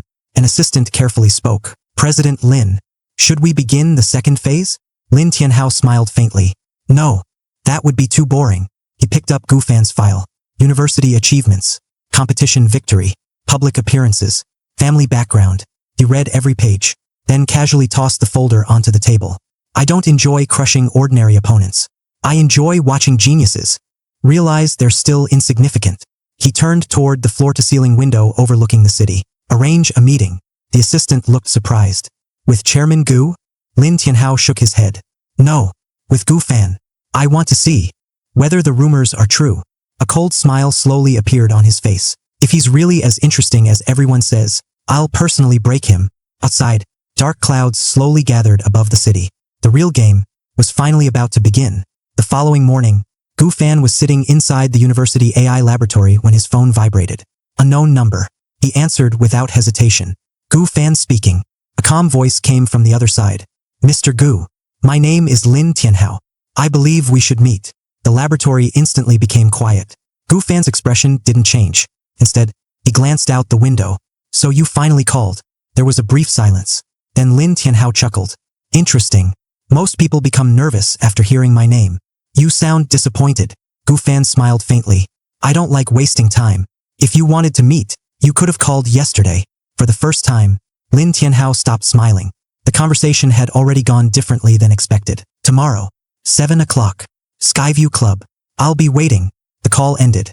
Across the table, Shinyochu looked up from her laptop. Business. Gu Fan nodded. A troublesome one. Shinyochu noticed something unusual. Normally, Gu Fan always looked relaxed. This time, his eyes were unusually serious. The next evening, Skyview Club, the most exclusive private club in the city. Membership wasn't bought with money. It was earned through influence. Luxury cars filled the entrance.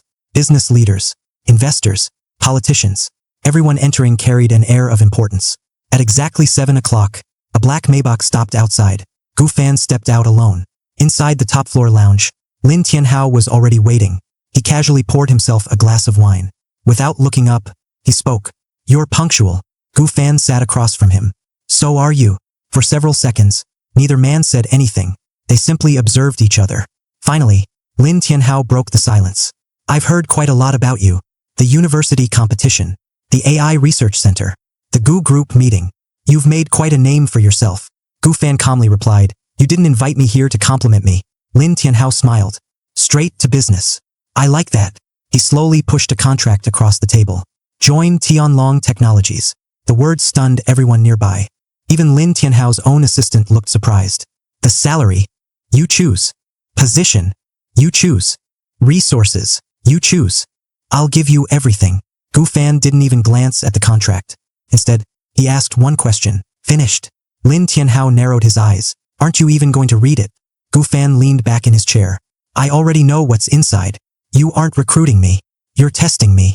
For the first time, Lin Tianhao's smile slowly disappeared. Very few people had ever seen through him that quickly. Then Gu Fan stood up. I'll save you some time. I won't work for you. I won't work with you. And one day, our companies will compete. The entire lounge became silent. Nobody had ever rejected Lin Tianhao so directly. His assistant immediately stepped forward. Young Master Gu, do you understand who you're talking to? Gu Fan looked at him for a single second.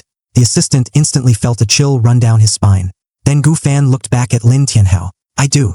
And that's exactly why. I'm leaving. He turned around and walked toward the exit. Not once did he look back. Lin Tianhao remained seated, watching him disappear. Several long seconds passed. Then, a slow smile appeared on his face. He quietly picked up the untouched contract and tore it in half. Excellent, he whispered. I was hoping you wouldn't disappoint me. Outside, Gu Fan looked at the city skyline. His previous life had taught him one thing. The most dangerous enemies were never the loud ones. They were the ones who smiled before trying to destroy you. This time, he would be ready. Gu Fan walked out of Skyview Club without looking back. The night breeze was cold. His expression remained calm. Meeting Lin Tianhao had confirmed one thing. History was beginning to repeat itself. But this time, he wasn't the helpless Gu Fan from his previous life. He already knew where every trap would appear. As he reached his car, his phone suddenly vibrated. It was his father. Where are you? I'm leaving Skyview Club. Come to the company. Immediately, his father's tone was unusually serious. Without asking another question, Gu Fan started the engine. 20 minutes later, the black Rolls-Royce stopped in front of Gu Group headquarters. Even at this late hour, the entire building was still brightly lit. Employees hurried through the lobby. Security guards were standing at every entrance. Something had happened. The moment Gu Fan stepped onto the executive floor, he noticed every senior executive gathered inside the conference room. No one was speaking. Chairman Gu slowly slid a document across the table. Take a look. Gu Fan opened the file. His eyes narrowed. It was a list. Not of clients. Not of projects. Not of competitors. It was a list of people. Every one of them worked for the Gu Group. Beside each name was a single red mark. One executive spoke in a heavy voice. We investigated quietly after today's meeting. We found internal leaks. Another executive clenched his fists. Someone inside the Gu Group has been feeding information to Tianlong Technologies. The atmosphere instantly turned ice cold. Chairman Gu looked directly at Gu Fan. This isn't just business anymore. We have a traitor. Gu Fan slowly closed the file. His expression didn't change, because he remembered this. In his previous life, this single traitor had nearly destroyed the entire Gu family. The difference was, back then, he never discovered who it was. This time, he would. Just then, the lights inside the conference room suddenly went out. Darkness swallowed the room. A second later, every computer screen turned on by itself. One by one, across every monitor, only a single sentence appeared. You're already too late. Then, the screens changed again. A live security camera feed appeared. It showed the Gu Group's confidential AI research laboratory. The vault door was slowly opening, and standing in front of it was someone every executive recognized. The camera zoomed in. The entire room froze. Even Chairman Gu stood up in disbelief. Gu Fan's eyes sharpened, because the person stealing the Gu Group's most valuable AI technology was someone he never expected. The conference room remained completely silent. No one moved. No one even dared to breathe.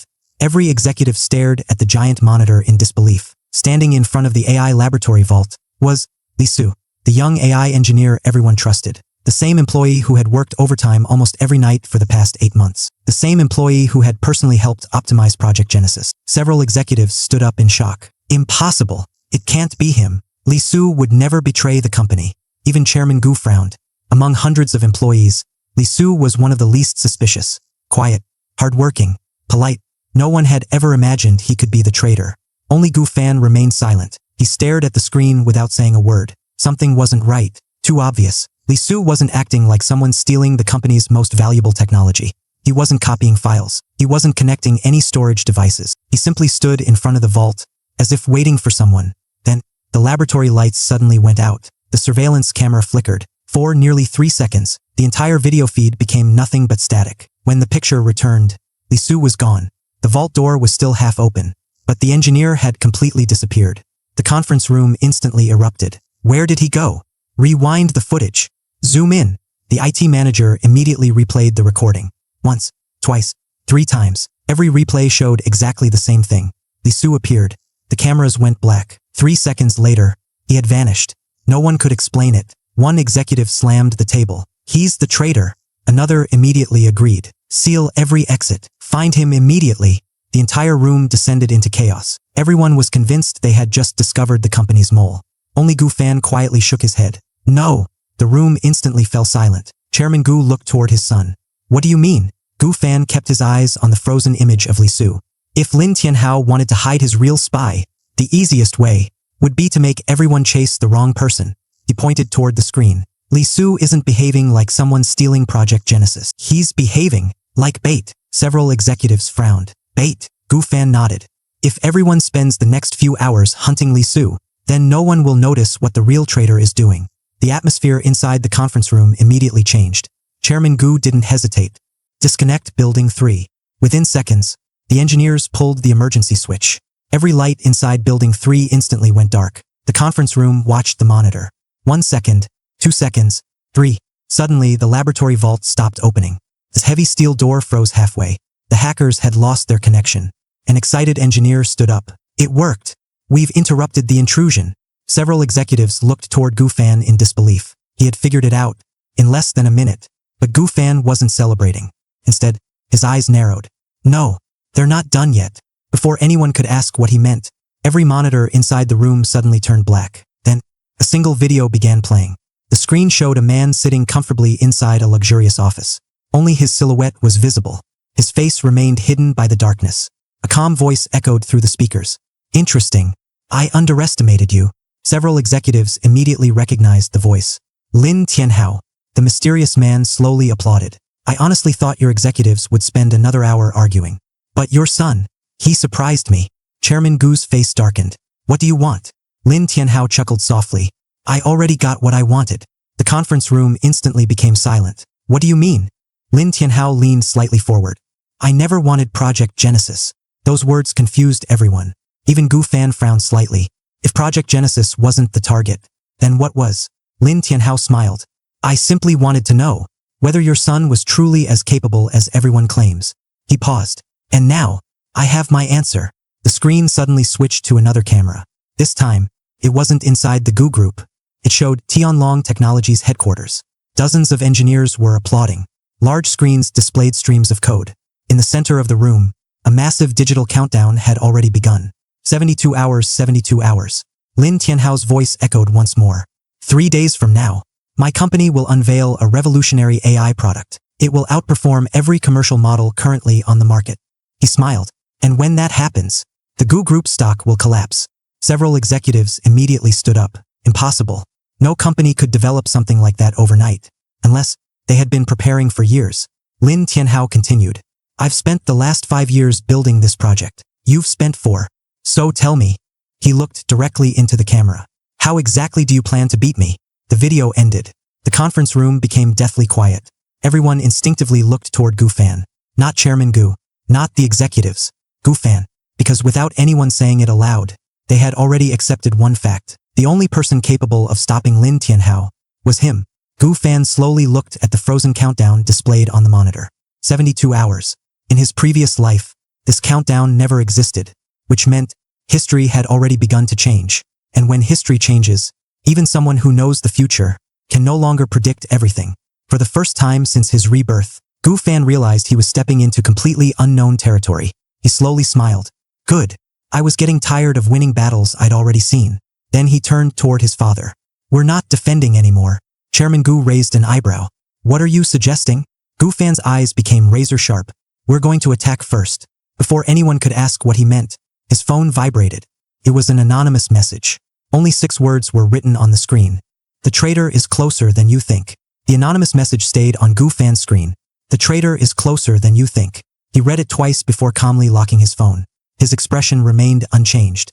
But inside, his mind was already racing. If someone could send him this message, it meant there was another player hiding in the shadows. Someone who knew about the mole. Or perhaps, someone who was the mole. Chairman Gu noticed his silence. What is it?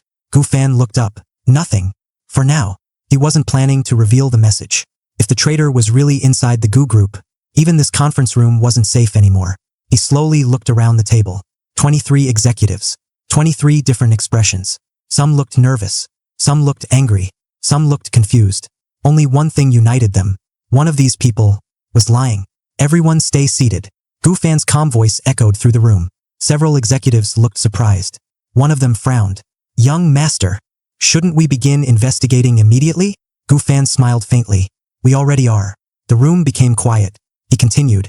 If the mole is sitting here, the first thing they'll want to know is whether we've discovered them. So let's give them an answer. He looked toward Chairman Gu. Dad, announce that Project Genesis has been successfully secured. Chairman Gu immediately understood.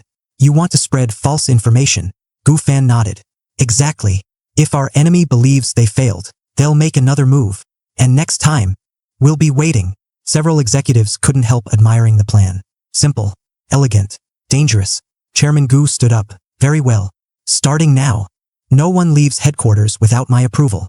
All communication with the outside world is suspended. The room immediately became tense. One executive suddenly spoke up. Chairman, my wife is waiting for me. Another added, my children are home alone. Chairman Gu didn't even look at them. You'll all be compensated. But until this matter is resolved, no exceptions. Gu Fan quietly observed everyone's reactions. Most looked frustrated. One looked relieved. That tiny detail caught his attention. The relieved executive quickly lowered his head. Too quickly. Gu Fan memorized his face. Vice President Zhao, 48 years old. Head of operations. A company veteran. Could it really be him? No, something didn't feel right. The relieved expression had been too obvious. Almost as if someone wanted Gu Fan to notice it. A trap? His thoughts were interrupted by another voice. Young master. It was the IT director. We've recovered part of the security logs. Gu Fan walked over. The engineers displayed the building blueprint. One blinking red dot appeared inside Building 3. Another appeared inside Building 1. Then, the third. Everyone frowned. 3 intruders? The engineer shook his head. No, 3 access cards. Gu Fan narrowed his eyes. Show me the names. The engineer typed several commands. 3 employee IDs appeared. Zhao Ming, Chun Hao, Lu Wan. Silence filled the room. 3 senior managers. 3 different departments. 3 completely different responsibilities. Chairman Gu frowned. They've all worked here for over 10 years. Another executive spoke. They're loyal. They'd never betray the company. Gu Fan calmly replied, loyal people don't leave fingerprints. Traitors do. He studied the screen carefully. Something immediately bothered him. The timestamps. All 3 access cards had been used. At exactly 8:15 p.m. Down to the very second. Impossible. No 3 people swipe access cards simultaneously. Unless the records had been copied. A slow smile appeared on Gu Fan's face. They're fake. Everyone looked at him. The access logs were planted. They want us chasing innocent employees. The IT director blinked. But these records came directly from the security server. Gu Fan nodded. Which means the hacker had administrator access. The room suddenly went quiet again. Administrator access.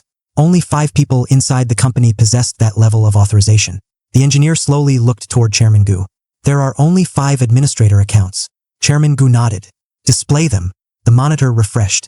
5 names appeared.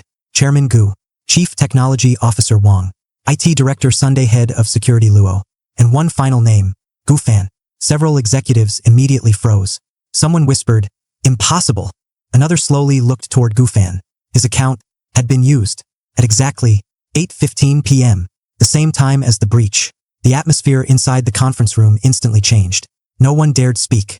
Even Chairman Gu stared silently at the screen. The IT director swallowed hard. Young master. According to the system, your administrator account opened the laboratory. Every eye in the room turned toward Gu Fan. The evidence pointed directly at him. And somewhere across the city, inside the top floor of Tianlong Technologies, Lin Tianhao quietly watched the live news coverage of the Gu Group. A faint smile appeared on his face. Let's see how you escape this one. The conference room became deathly silent. No one dared to say a word. On the giant monitor, the evidence was clear. Administrator account, Gu Fan, time of access, 8:15 p.m., the exact moment the laboratory security system had been breached. Several executives subconsciously took a step back, not because they believed Gu Fan was guilty, but because the evidence looked impossible to explain. The IT director swallowed nervously. Young master, I personally verified the server logs. They haven't been altered. Another executive slowly spoke. If the logs are authentic, then only one explanation remains. No one finished the sentence. Chairman Gu looked at his son. Unlike everyone else, his expression remained calm. Gu Fan, what do you think? Instead of answering, Gu Fan walked toward the monitor. He looked at the access record for several seconds. Then, he smiled. A genuine smile. Several executives frowned. Why was he smiling? Gu Fan pointed at the screen. Tell me something. When exactly was this log recovered? The IT director quickly answered. About 15 minutes ago. And before that? It was encrypted. Gu Fan nodded. So, the hacker wanted us to find it. The room instantly became quiet. He continued. If I were trying to frame someone, I wouldn't hide the evidence. I'd make sure everyone found it. One executive slowly frowned. Then, you're saying someone intentionally planted your name? Gu Fan shook his head. Not planted. Delivered. They wanted everyone in this room to see it. The executives looked at each other. For the first time, the situation began making sense. Chairman Gu crossed his arms. So the question becomes, why frame you? Gu Fan calmly replied, to make us stop thinking. They don't want us chasing the real thief. They want us arguing among ourselves. Silence. That was exactly what had happened. Within seconds of seeing the log, everyone had forgotten about the laboratory, forgotten about Lin Tianhao, forgotten about Project Genesis. They were only discussing Gu Fan. Someone had successfully redirected everyone's attention. Gu Fan slowly looked around the room. Several veteran executives couldn't help nodding. It was a terrifying strategy. Simple, yet devastatingly effective. Suddenly, the head of security rushed into the room. Chairman, we've completed the inspection of the AI laboratory. Chairman Gu immediately asked, is Project Genesis safe? The security chief hesitated. Yes. The room breathed a collective sigh of relief. Then he continued. But, everyone's heart sank again. The prototype server is untouched. The source code is untouched. The research data is untouched. Chairman Gu frowned. Then what was stolen? The security chief slowly placed a small transparent evidence bag on the table. Inside was nothing more than an ordinary employee ID card. Several executives looked confused. An ID card? The security chief nodded. It belongs to one of our junior engineers. Everyone became even more confused. Lin Tianhao launched a massive cyber attack. Just to steal an employee badge? Impossible. Chairman Gu looked toward Gu Fan. What are we missing? Gu Fan stared silently at the badge. His eyes suddenly narrowed. He immediately stood up. Whose ID is this? The security chief checked his notes. Engineer Li Su, age 24. Joined the company 8 months ago. Works in the AI algorithm department. Gu Fan immediately asked, where is he now? The room became silent. The security chief's expression slowly changed. We can't find him. What do you mean you can't? He never came back after dinner. Every executive immediately stood up. Chairman Gu's face darkened. Search the entire building. The security chief hesitated. We already did. He's gone. The conference room instantly erupted. He escaped. He's the mole. Call the police. Everyone began talking at once. Only Gu Fan remained silent, because something still didn't fit. If Li Su was really the mole, why leave his employee badge behind? That was the first thing a professional spy would never do. No, this was too obvious. Someone wanted them to chase Li Su, just like someone wanted them to suspect Gu Fan. Different bait. Same fisherman. Across the city, inside an abandoned warehouse, a young man was tied to a metal chair. His face was bruised. Blood slowly dripped onto the floor. It was Li Su. A pair of polished black leather shoes stopped in front of him.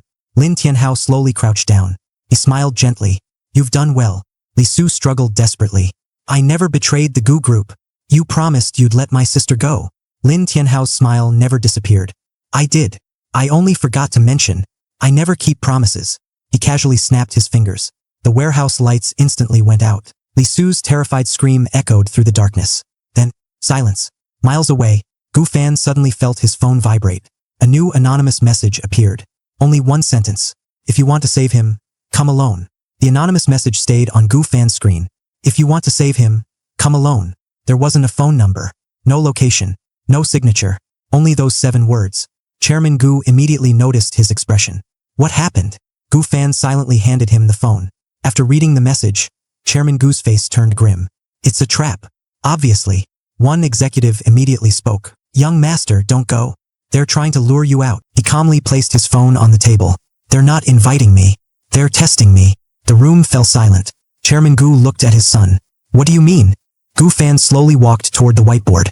If Lin Tianhao wanted me dead, he had better opportunities. He wouldn't send an anonymous message. He'd simply make me disappear. One executive frowned. Then why send it? Gu Fan picked up a marker. Because he's trying to understand how I think. He wants to know what kind of opponent he's facing.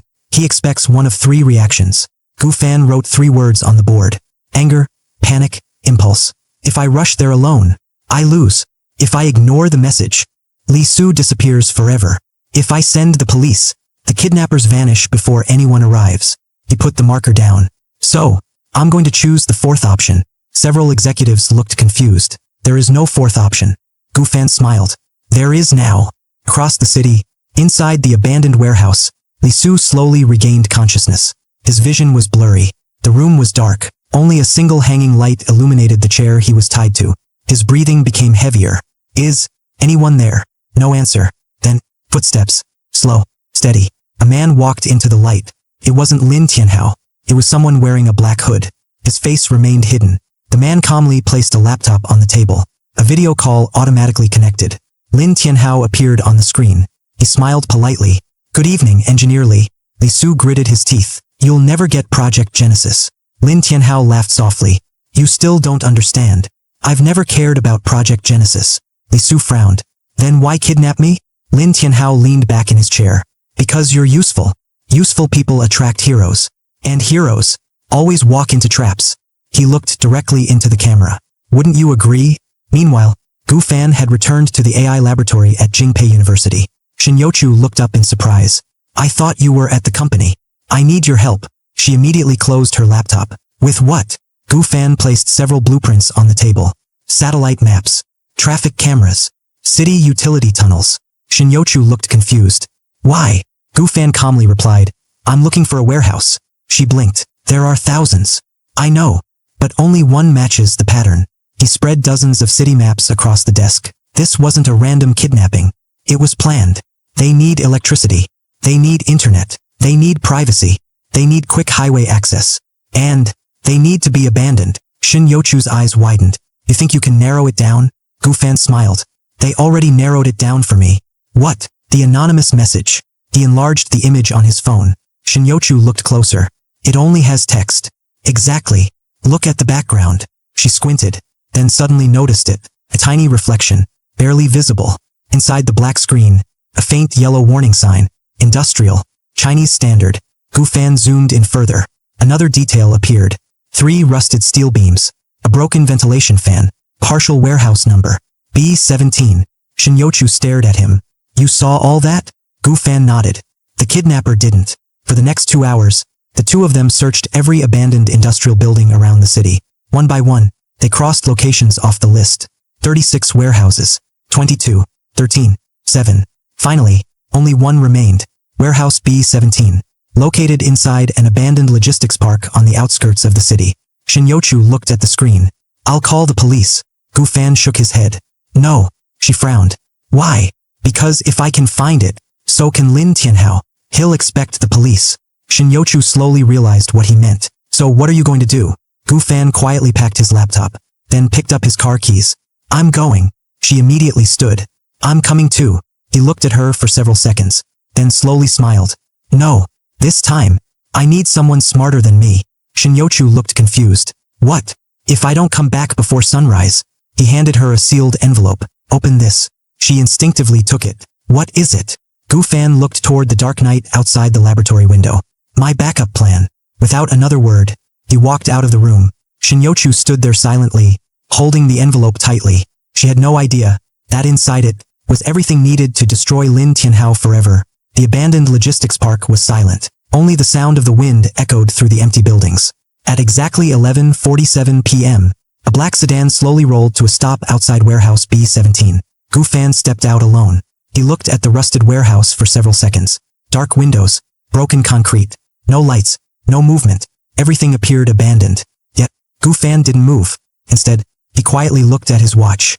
11:48. 1 minute passed. Then another. Still, he didn't enter.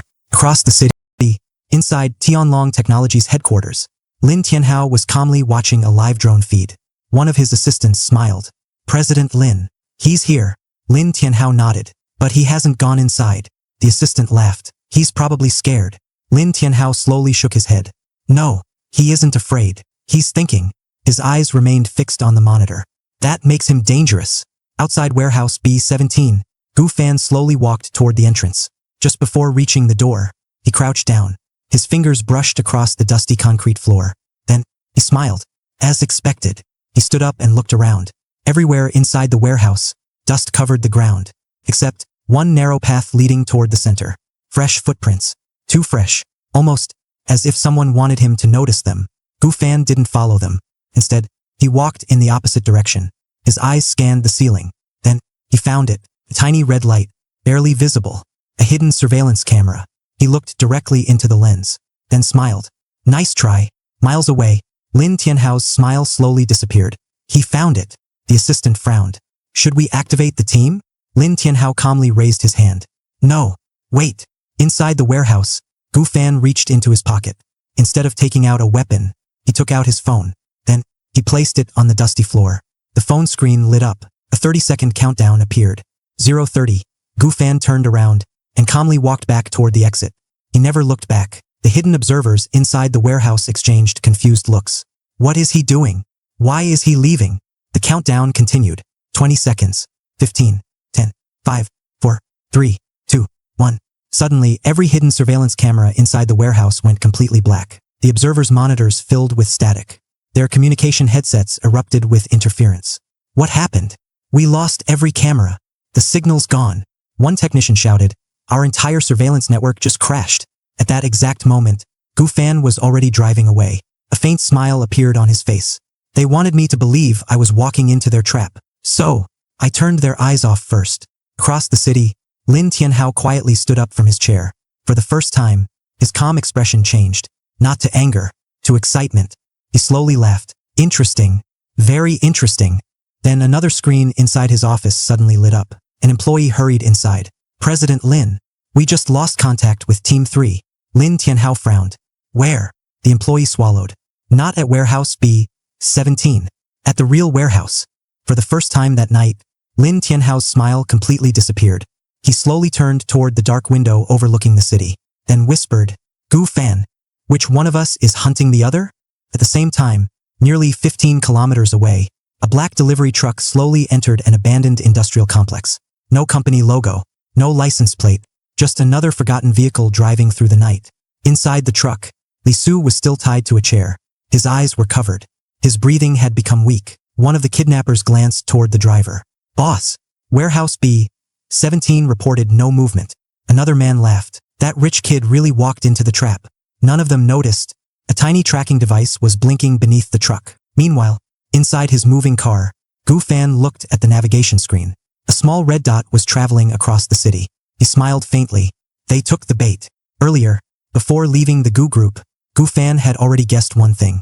The anonymous message, the warehouse, everything was too perfect. If Lin Tianhao truly wanted to hide Li Su, he would never keep him in the same place mentioned in the message. Warehouse B-17 was never meant to hold the hostage. It was only meant to hold Gu Fan. So, instead of searching for Li Su, Gu Fan searched for something else. The people watching him. The moment he entered warehouse B-17, he quietly attached a miniature GPS tracker beneath one of the surveillance team's vehicles. He knew only one thing. The fake warehouse team would eventually return to the real headquarters. And they did. Inside Tianlong Technologies, an assistant hurried into Lin Tianhao's office. President Lin. Team 2 has left warehouse B-17. Lin Tianhao nodded. As expected. Tell them to return. The assistant immediately transmitted the order. No one realized that every kilometer the truck traveled, Gu Fan was watching in real time. 40 minutes later, the signal finally stopped. Not at another warehouse. Not at an abandoned factory. But at an old pharmaceutical research center that had been closed for nearly 6 years. Gu Fan slowed his car. He parked nearly 500 meters away. The entire building was surrounded by trees. No lights. No signs of activity. Completely isolated. Perfect for hiding someone. Just then, his phone vibrated. Shinyochu. He answered quietly. Did you open the envelope? Yes. Her voice sounded unusually serious. There was only one piece of paper inside. Gu Fan smiled. What did it say? Shinyochu read it aloud. If I don't answer your call before sunrise, contact this person immediately. There was a phone number beneath it. Shinyochu continued. I already traced the number. It belongs to... She suddenly stopped speaking. What? The National Cybersecurity Bureau. Gu Fan wasn't surprised. Good. Keep that paper safe. But... Shinyochu hesitated. Who gave you direct access to someone there? Gu Fan looked toward the dark research center. I'll explain later. Then he hung up. Crossed the road. 2 armed guards slowly walked past the entrance. Military discipline. Professional movement. Not ordinary criminals. Gu Fan observed them through binoculars. For guards outside. At least 2 inside. Security cameras covering every entrance. No obvious blind spots. He quietly folded the binoculars. Too easy. If this were the real prison, security would have been much tighter. Which meant there was still another layer. He looked toward the rooftop. Exactly as expected. A thermal camera. Hidden inside an air conditioning unit. watching everything below. Gu Fan slowly stepped back into the shadows. Then, he reached into his pocket. Not for a weapon, not for a tool, for his phone. He typed a single message. The guest has arrived. Then press send. Within seconds, the entire research center suddenly erupted into chaos. Sirens began blaring. Emergency lights flashed red. The guards looked around in confusion. What happened? The security system says we've been discovered. No! Another guard shouted. The police are coming. Instant panic spread through the compound. Doors opened. Vehicles started. Hidden personnel rushed outside. Watching everything from the darkness, Gu Fan smiled. There you are. The building he had been watching was never the objective. He had only wanted to flush everyone out. As dozens of disguised operatives hurried into armored vehicles, one final black SUV slowly emerged from an underground garage.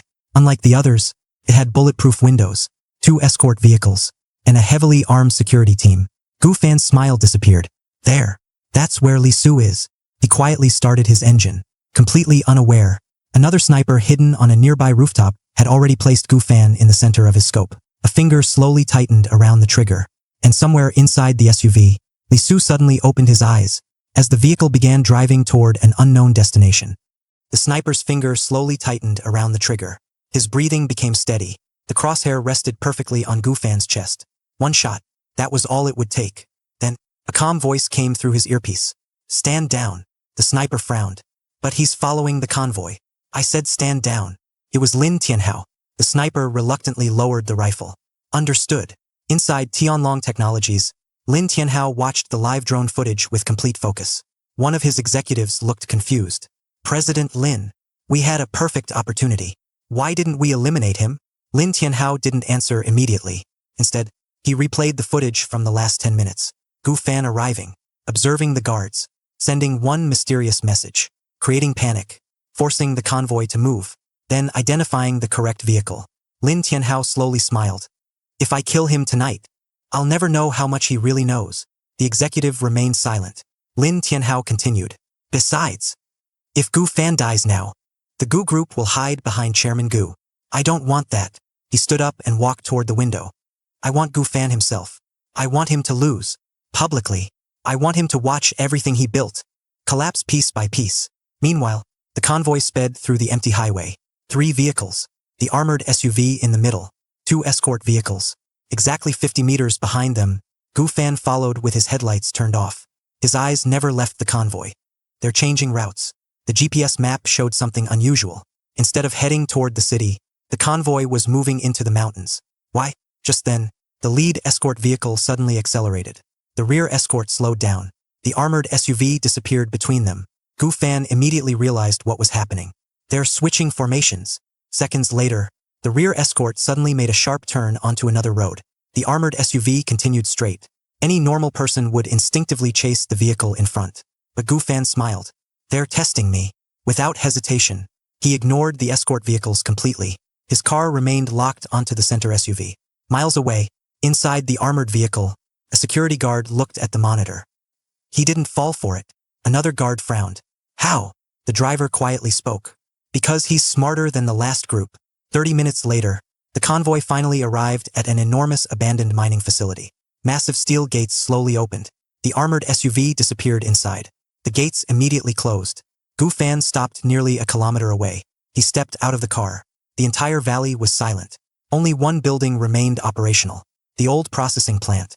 Everything else had already rusted away years ago. He quietly observed the surroundings through binoculars. Then, something caught his attention. Not the guards. Not the cameras. The power cables. Every surveillance system, every floodlight, every electronic gate was connected to a single external generator, completely isolated from the national power grid. A smile slowly appeared on Gu Fan's face. So that's your weakness. He looked at his watch. 2:13 a.m. Then, he made another phone call. This time, the other person answered almost immediately. Have you reached it? Yes. Good. Phase 1 begins now. The call ended. Exactly 30 seconds later, a loud explosion echoed across the valley. Boom! The mountain shook violently. The guards immediately turned toward the sound. What was that? The Western Tunnel. Go! Nearly half the security team rushed toward the explosion. The processing plant was left with only a handful of guards. Watching everything from the hillside, Gu Fan quietly lowered his binoculars. There are your blind spots. But just as he prepared to move, his phone vibrated again. Another anonymous message. This time, contained only a photograph. Gu Fan opened it. His calm expression disappeared for the first time that night. The picture showed Shin Yochu. She was leaving the university library less than 10 minutes ago. Someone had secretly photographed her. Beneath the picture, only one sentence was written. Choose carefully. Save Li Su. Or save Shin Yochu. For the first time since his rebirth, Gu Fan realized Lin Tianhao wasn't playing against the Gu group anymore. He was playing against Gu Fan himself. Gu Fan stared at the photo for several long seconds. Shin Yochu, walking out of the university library. The timestamp in the corner, 2:07 a.m. Exactly 6 minutes ago. Beneath the photo, the message remained on the screen. Choose carefully. Save Li Su. Or save Shin Yochu. A normal person would have panicked. Gu Fan didn't. Instead, he enlarged the image, then enlarged it again. His eyes slowly narrowed. Interesting. He immediately dialed Shin Yochu's number. 1 ring, 2 rings. The call connected. Gu Fan. Her voice sounded completely normal. Where are you? I'm still at the university. I've been organizing the AI competition files. Why? Gu Fan looked at the photo once more. What are you wearing? There was a brief silence. Then Shin Yochu laughed softly. Since when do you care about my clothes? What are you wearing? A white sweater, dark jeans. The same clothes from this afternoon. Gu Fan smiled. Good. The call ended. He quietly deleted the anonymous message. The woman in the photograph wasn't Shin Yochu. At least, not from tonight. The timestamp had been edited. And more importantly, the girl in the picture carried her shoulder bag on her right shoulder. Shin Yochu always carried it on the left. Not because she preferred it. Because ever since childhood, her right shoulder had been slightly weaker after a bicycle accident. Most people would never notice. Gu Fan had. He looked toward the mining facility. So, you're trying to rush me, which means Li Su is the real target. Inside the armored SUV, Li Su slowly opened his swollen eyes. His wrists were still tied. His breathing had become uneven. Across from him, Lin Tianhao calmly closed his tablet. He figured it out. One of his bodyguards looked surprised. Already, Lin Tianhao nodded. He called Shin Yochu. He noticed the photograph. The bodyguard frowned. Should we activate Plan C? Lin Tianhao remained silent, then slowly smiled. No, I've become even more curious. He looked through the bulletproof window. Let's see how far he can follow. Outside, Gu Fan quietly climbed the hillside overlooking the mining facility. From this angle, he could finally see the entire complex. The processing plant, the generator, the security towers, the patrol routes, everything. Then, something unexpected caught his attention. The convoy wasn't staying. The armored SUV had started moving again. It rolled toward the rear of the processing plant. Gu Fan immediately adjusted his binoculars. A massive steel platform slowly rose from the ground. Hidden beneath it was an underground elevator. The armored SUV disappeared inside. The platform closed. Within seconds, there was no trace it had ever existed. Gu Fan lowered the binoculars. So that's where you're hiding. An underground research facility. Far more secure than the abandoned buildings above. No wonder the surface security looked so weak. The real headquarters was underground. Just then, his phone vibrated. This time, it wasn't an anonymous number. It was Chairman Gu. Where are you? Outside the mining facility. Chairman Gu's tone immediately changed. Leave. Gu Fan frowned. What happened? We've identified the mole. For a brief moment, even Gu Fan was surprised. So quickly. It wasn't because of the investigation. Chairman Gu took a deep breath. The mole contacted us himself. Gu Fan stopped walking. What? He just walked into headquarters. And surrendered. Silence.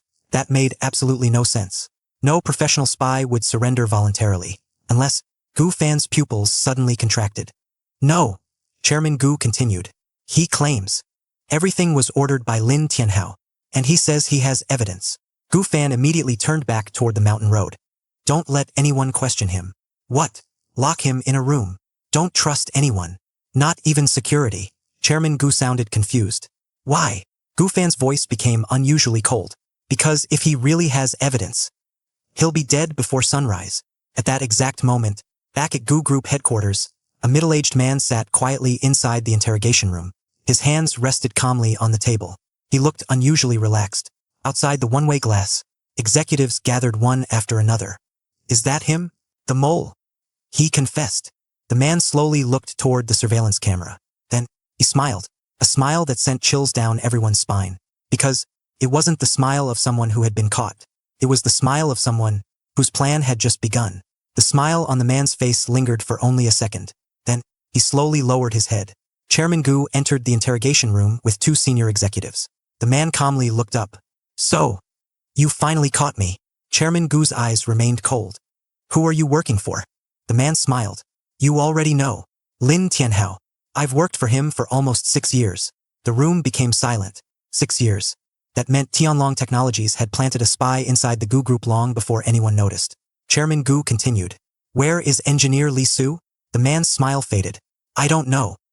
He wasn't part of my assignment. My only job was to leak information." Chairman Gu frowned. "What evidence do you have?"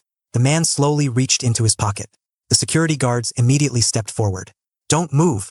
He raised both hands. "Relax. It's only a flash drive." One guard carefully removed it from his pocket and placed it on the table. The IT department quickly connected it to an isolated computer. Folders appeared one after another. Internal emails, payment records, encrypted conversations, financial transfers. Every file pointed toward Tianlong Technologies. An executive clenched his fists. "This is enough to prosecute them." Another nodded. "We finally have proof." Only Gu Fan remained silent. He stared at the man. Something still felt wrong. Too cooperative. Too calm. Almost as if he wanted them to open the files. Gu Fan suddenly stepped forward. "Disconnect the computer." The IT engineer froze. "What? Now?" Without hesitation, Chairman Gu gave the order. "Disconnect it." The network cable was immediately removed. At the exact same moment, the monitor suddenly flashed red. "Access denied." Remote execution failed. The entire room froze. The IT engineer's face turned pale. "Someone just tried to access our system." Gu Fan slowly looked toward the smiling man. "It wasn't evidence. It was malware." The man laughed. A loud, uncontrollable laugh. "You really are different." He looked directly at Gu Fan. "I almost succeeded." Chairman Gu's expression turned ice cold. "What was your objective?" The man leaned back. "Simple. Once you open the files, the virus would have spread across every secure server in your headquarters. The Gu group would have shut down before sunrise." The executives felt chills run down their spines. Another trap. Even after being caught, Lin Tianhao had prepared another move. Gu Fan calmly picked up the flash drive. Then, without saying a word, he crushed it beneath his shoe. The smiling man watched quietly. "You're wasting your time. You've already lost." Gu Fan looked him in the eyes. "No, I've learned enough." He turned toward Chairman Gu. "He's no longer useful." Chairman Gu nodded. "Hand him over to the authorities." Within minutes, police officers arrived and escorted the man away. As the interrogation room emptied, Chairman Gu quietly exhaled. "For the first time in years, I feel like we're one step behind." Gu Fan walked toward the window. Outside, the first rays of sunlight were beginning to appear. The long night was finally over. He spoke without turning around. "No, we're exactly where Lin Tianhao wants us." Chairman Gu frowned. "What do you mean?" Gu Fan smiled faintly. "For the last 12 hours, we've done nothing except react. He attacks. We respond. He sets the rules. We follow them." He turned around. "That ends today." Chairman Gu nodded slowly. "So what's next?" Gu Fan looked at the sunrise. "Li Su is still alive. And Lin Tianhao now knows I won't fall for simple traps. So, the next move won't be business. It'll be personal." Meanwhile, back at Jingpei University, the morning sun slowly lit the campus. Students hurried toward their classrooms. The AI laboratory was unusually quiet. Shin Yochu sat alone by the window. She hadn't slept all night. Her eyes kept drifting toward the laboratory door. Finally, the door opened. Gu Fan walked inside. For the first time since she met him, she didn't ask what happened. She simply stood up, walked over to him, and quietly hugged him. Gu Fan froze. Neither of them spoke. The silence lasted only a few seconds, but somehow felt longer than the entire night. Shin Yochu slowly stepped back. A faint blush appeared on her cheeks. I was worried." Gu Fan smiled gently. "I'm sorry. I shouldn't have made you worry." She looked down at the floor. "You promised you'd explain everything later." "I know." He pulled out a chair beside her. "How about breakfast first?" A small smile finally appeared on Shin Yochu's face. "Okay." For the first time in days, neither of them talked about Lin Tianhao. Neither talked about the Gu group. Neither talked about conspiracies. They simply left the laboratory together, like 2 ordinary university students, completely unaware that someone across the campus had just taken a photograph of them walking side by side. And before noon, that single photograph would spread across the entire university. By lunchtime, the entire university had seen the photo. Not because it was shocking, but because it showed something no one had ever expected. Gu Fan, walking beside Shin Yochu. No bodyguards, no luxury cars, no business executives. Just two students carrying breakfast as they talked quietly across campus. The university forum exploded. Campus goddess seen having breakfast with Gu Fan again. Are they officially dating? Looks like Lu Ruyan really lost him. Within an hour, thousands of comments flooded in. Some congratulated them. Some were jealous. Others couldn't believe the campus goddess had finally opened her heart to someone. Inside the computer science building, several students gathered around Shin Yochu the moment she entered. Senior Shen, when are you two announcing it? She looked confused. Announcing what? One girl immediately showed her the forum. The breakfast photo. Another photo of them leaving the AI laboratory together. Even a blurry picture of Gu Fan opening the classroom door for her. Shin Yochu's cheeks instantly turned pink. We're. She hesitated. We're just classmates. The surrounding girls immediately laughed. Right? Just classmates. Very convincing. One student leaned closer. Senior Shin, everyone knows you've rejected every guy who's confessed to you. But now, you smile every time Gu Fan appears. Shin Yochu froze. Did she really? She unconsciously looked toward the classroom entrance, almost as if waiting for someone. The girls exchanged knowing smiles. They didn't need another answer.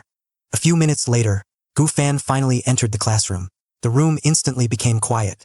He looked around in confusion. What happened? One classmate grinned. Brother Gu, looks like you're famous again. Someone tossed him a phone. The forum page was still open. Gu Fan read the headlines, then simply smiled. I thought it was something serious.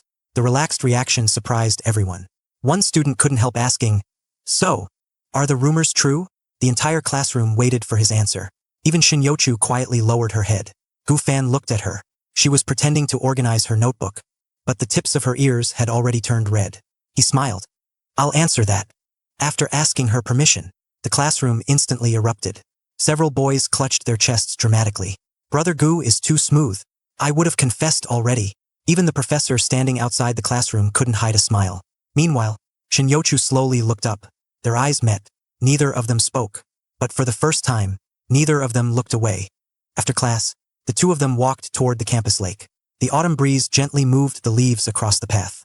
For several minutes, neither said anything. Finally, Shin Yochu quietly broke the silence. Can I ask you something? Of course.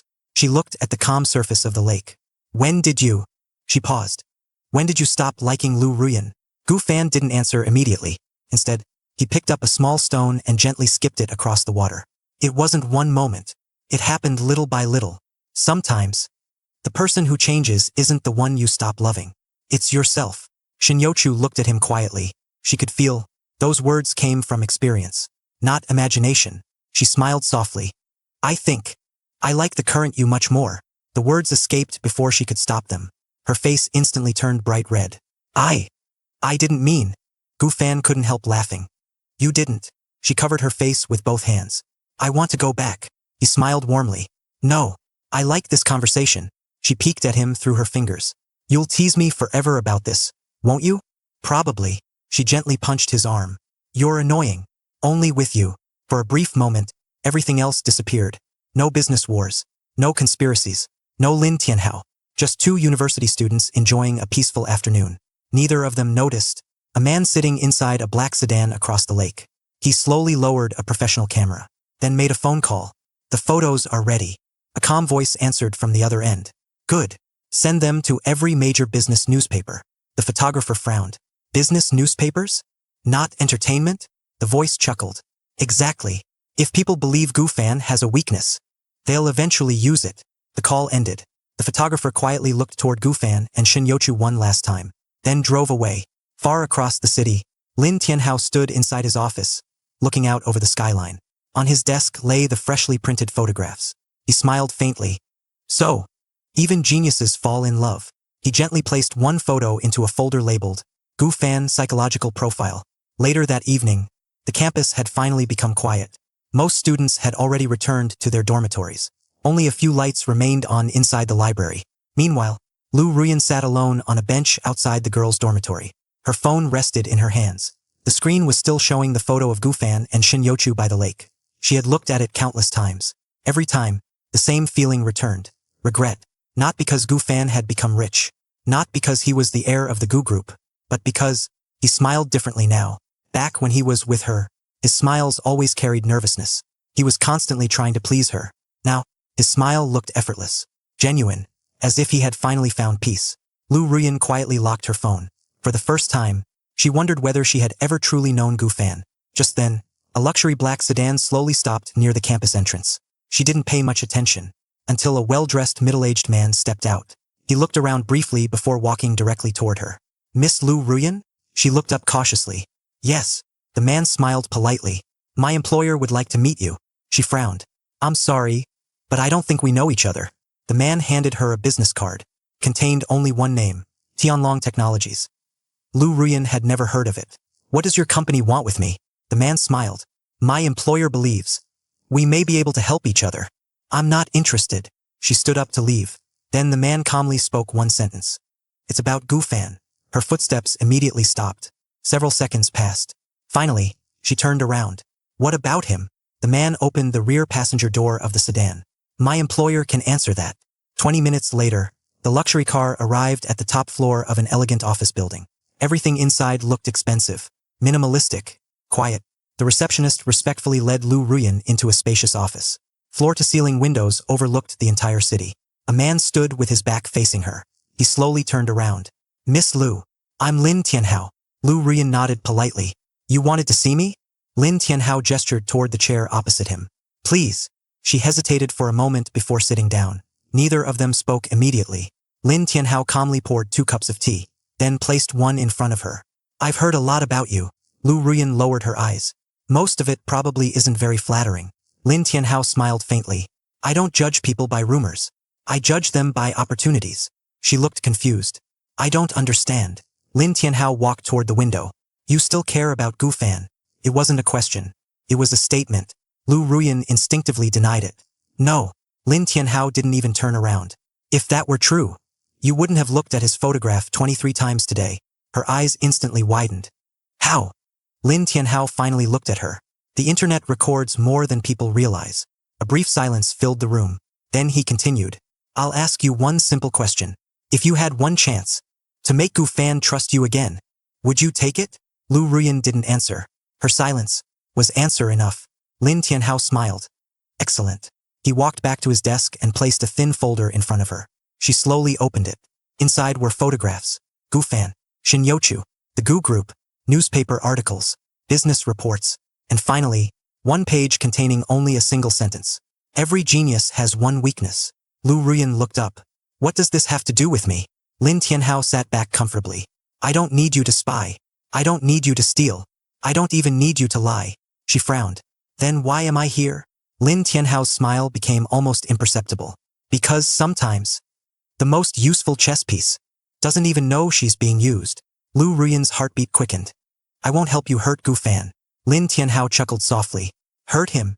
I have no interest in hurting him." He slowly slid another photograph across the desk. It showed Gu Fan laughing with Shin Yochu. "I simply want to know how much he's willing to protect the people he cares about." Lu Ruyan immediately stood up. "I've heard enough." She turned and walked toward the door. Lin Tianhao didn't try to stop her. Instead, he calmly spoke as she reached the exit. "Within a week, Gu Fan will come looking for you." She froze. Without turning around, she asked, "Why would he?" Lin Tianhao looked out over the city lights. "Because I'll make sure. He has no other choice." Lu Ruyan slowly walked out of the office. The elevator doors closed behind her. She believed she had refused Lin Tianhao. She believed she had walked away. But she never realized the meeting itself was already part of his plan. Watching the elevator descend, Lin Tianhao quietly smiled. "You don't recruit the pawn." He picked up a black chess piece from his desk. "You simply move it." Then, he placed the pawn directly in front of the white king. Check. The next morning, Gu Fan arrived at the university earlier than usual. The campus was unusually peaceful. Students hurried to their morning classes. Some greeted him. Others quietly whispered as he passed.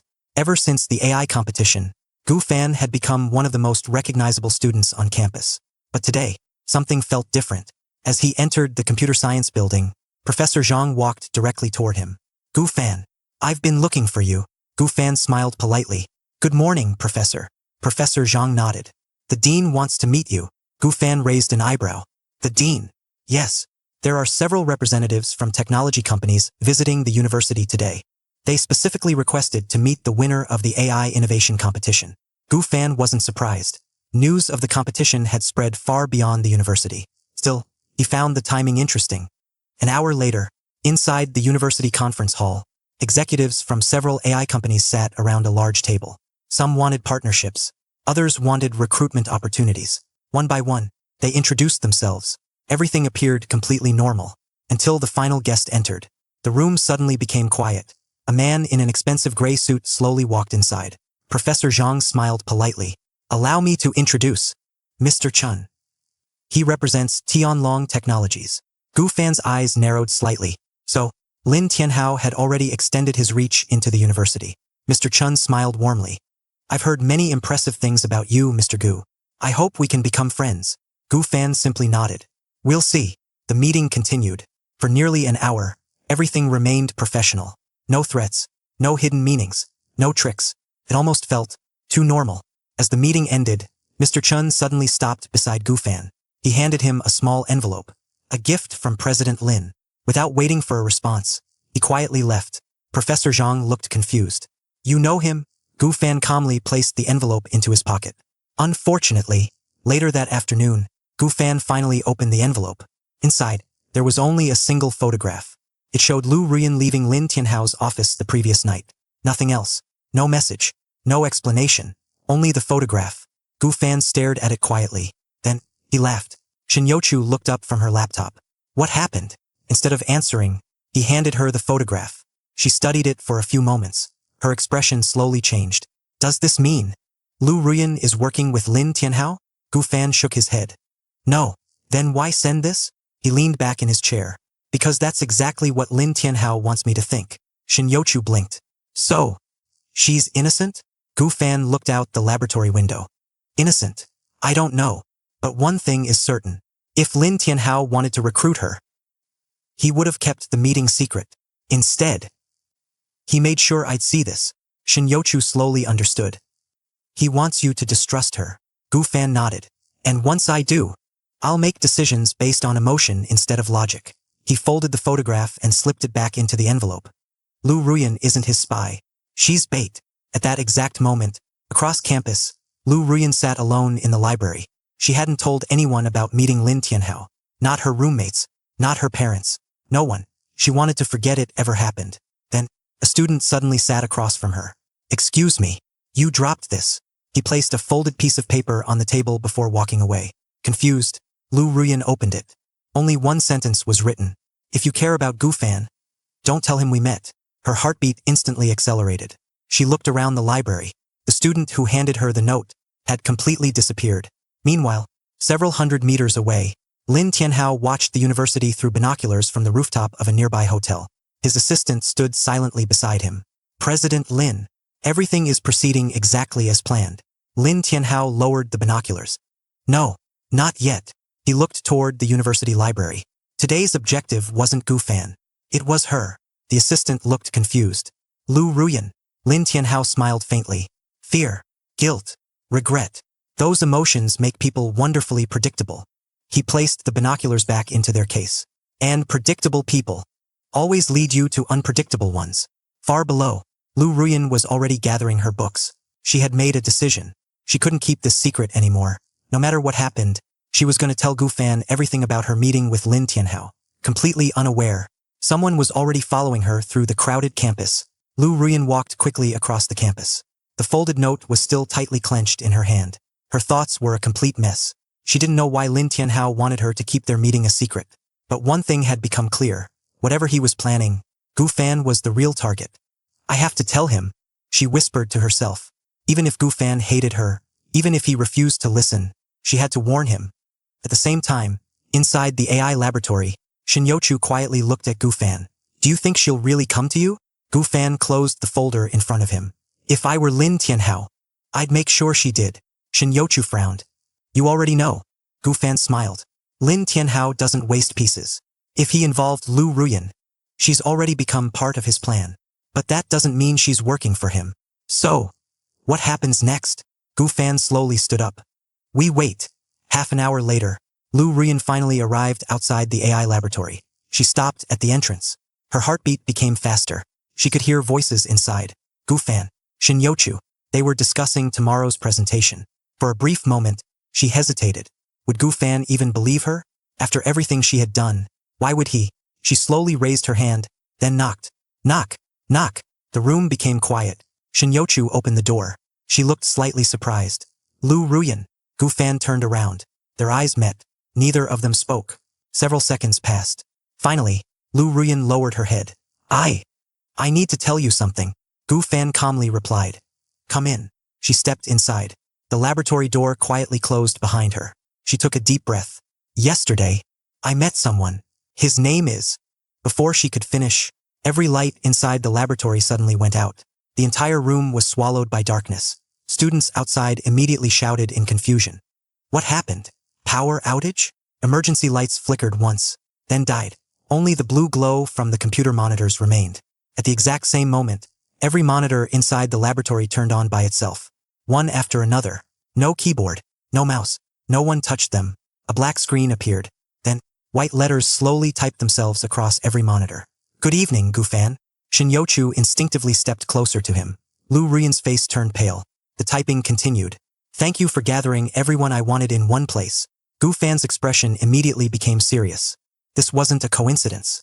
It was planned. Then, a live video suddenly appeared. The camera showed the entrance of the Gu Group headquarters. Employees were running in panic. Security alarms echoed through the building. Smoke poured out from one of the research wings. The video zoomed in. Chairman Gu stood outside shouting orders. Firefighters rushed toward the building. Executives were yelling into their phones. The entire headquarters was in chaos. Lu Ruyan covered her mouth. What happened? No one answered. Then Lin Tianhao calmly walked into the frame. Perfectly dressed. Perfectly composed. He looked directly into the camera. Then, directly at Gu Fan. A faint smile appeared on his face. Mr. Gu, I believe this round belongs to me. The screen instantly went black. A single notification appeared. Project Genesis status. Stolen silence filled the laboratory. No one moved. No one spoke. Gu Fan stared at the dark screen. For the first time, even he hadn't seen this coming.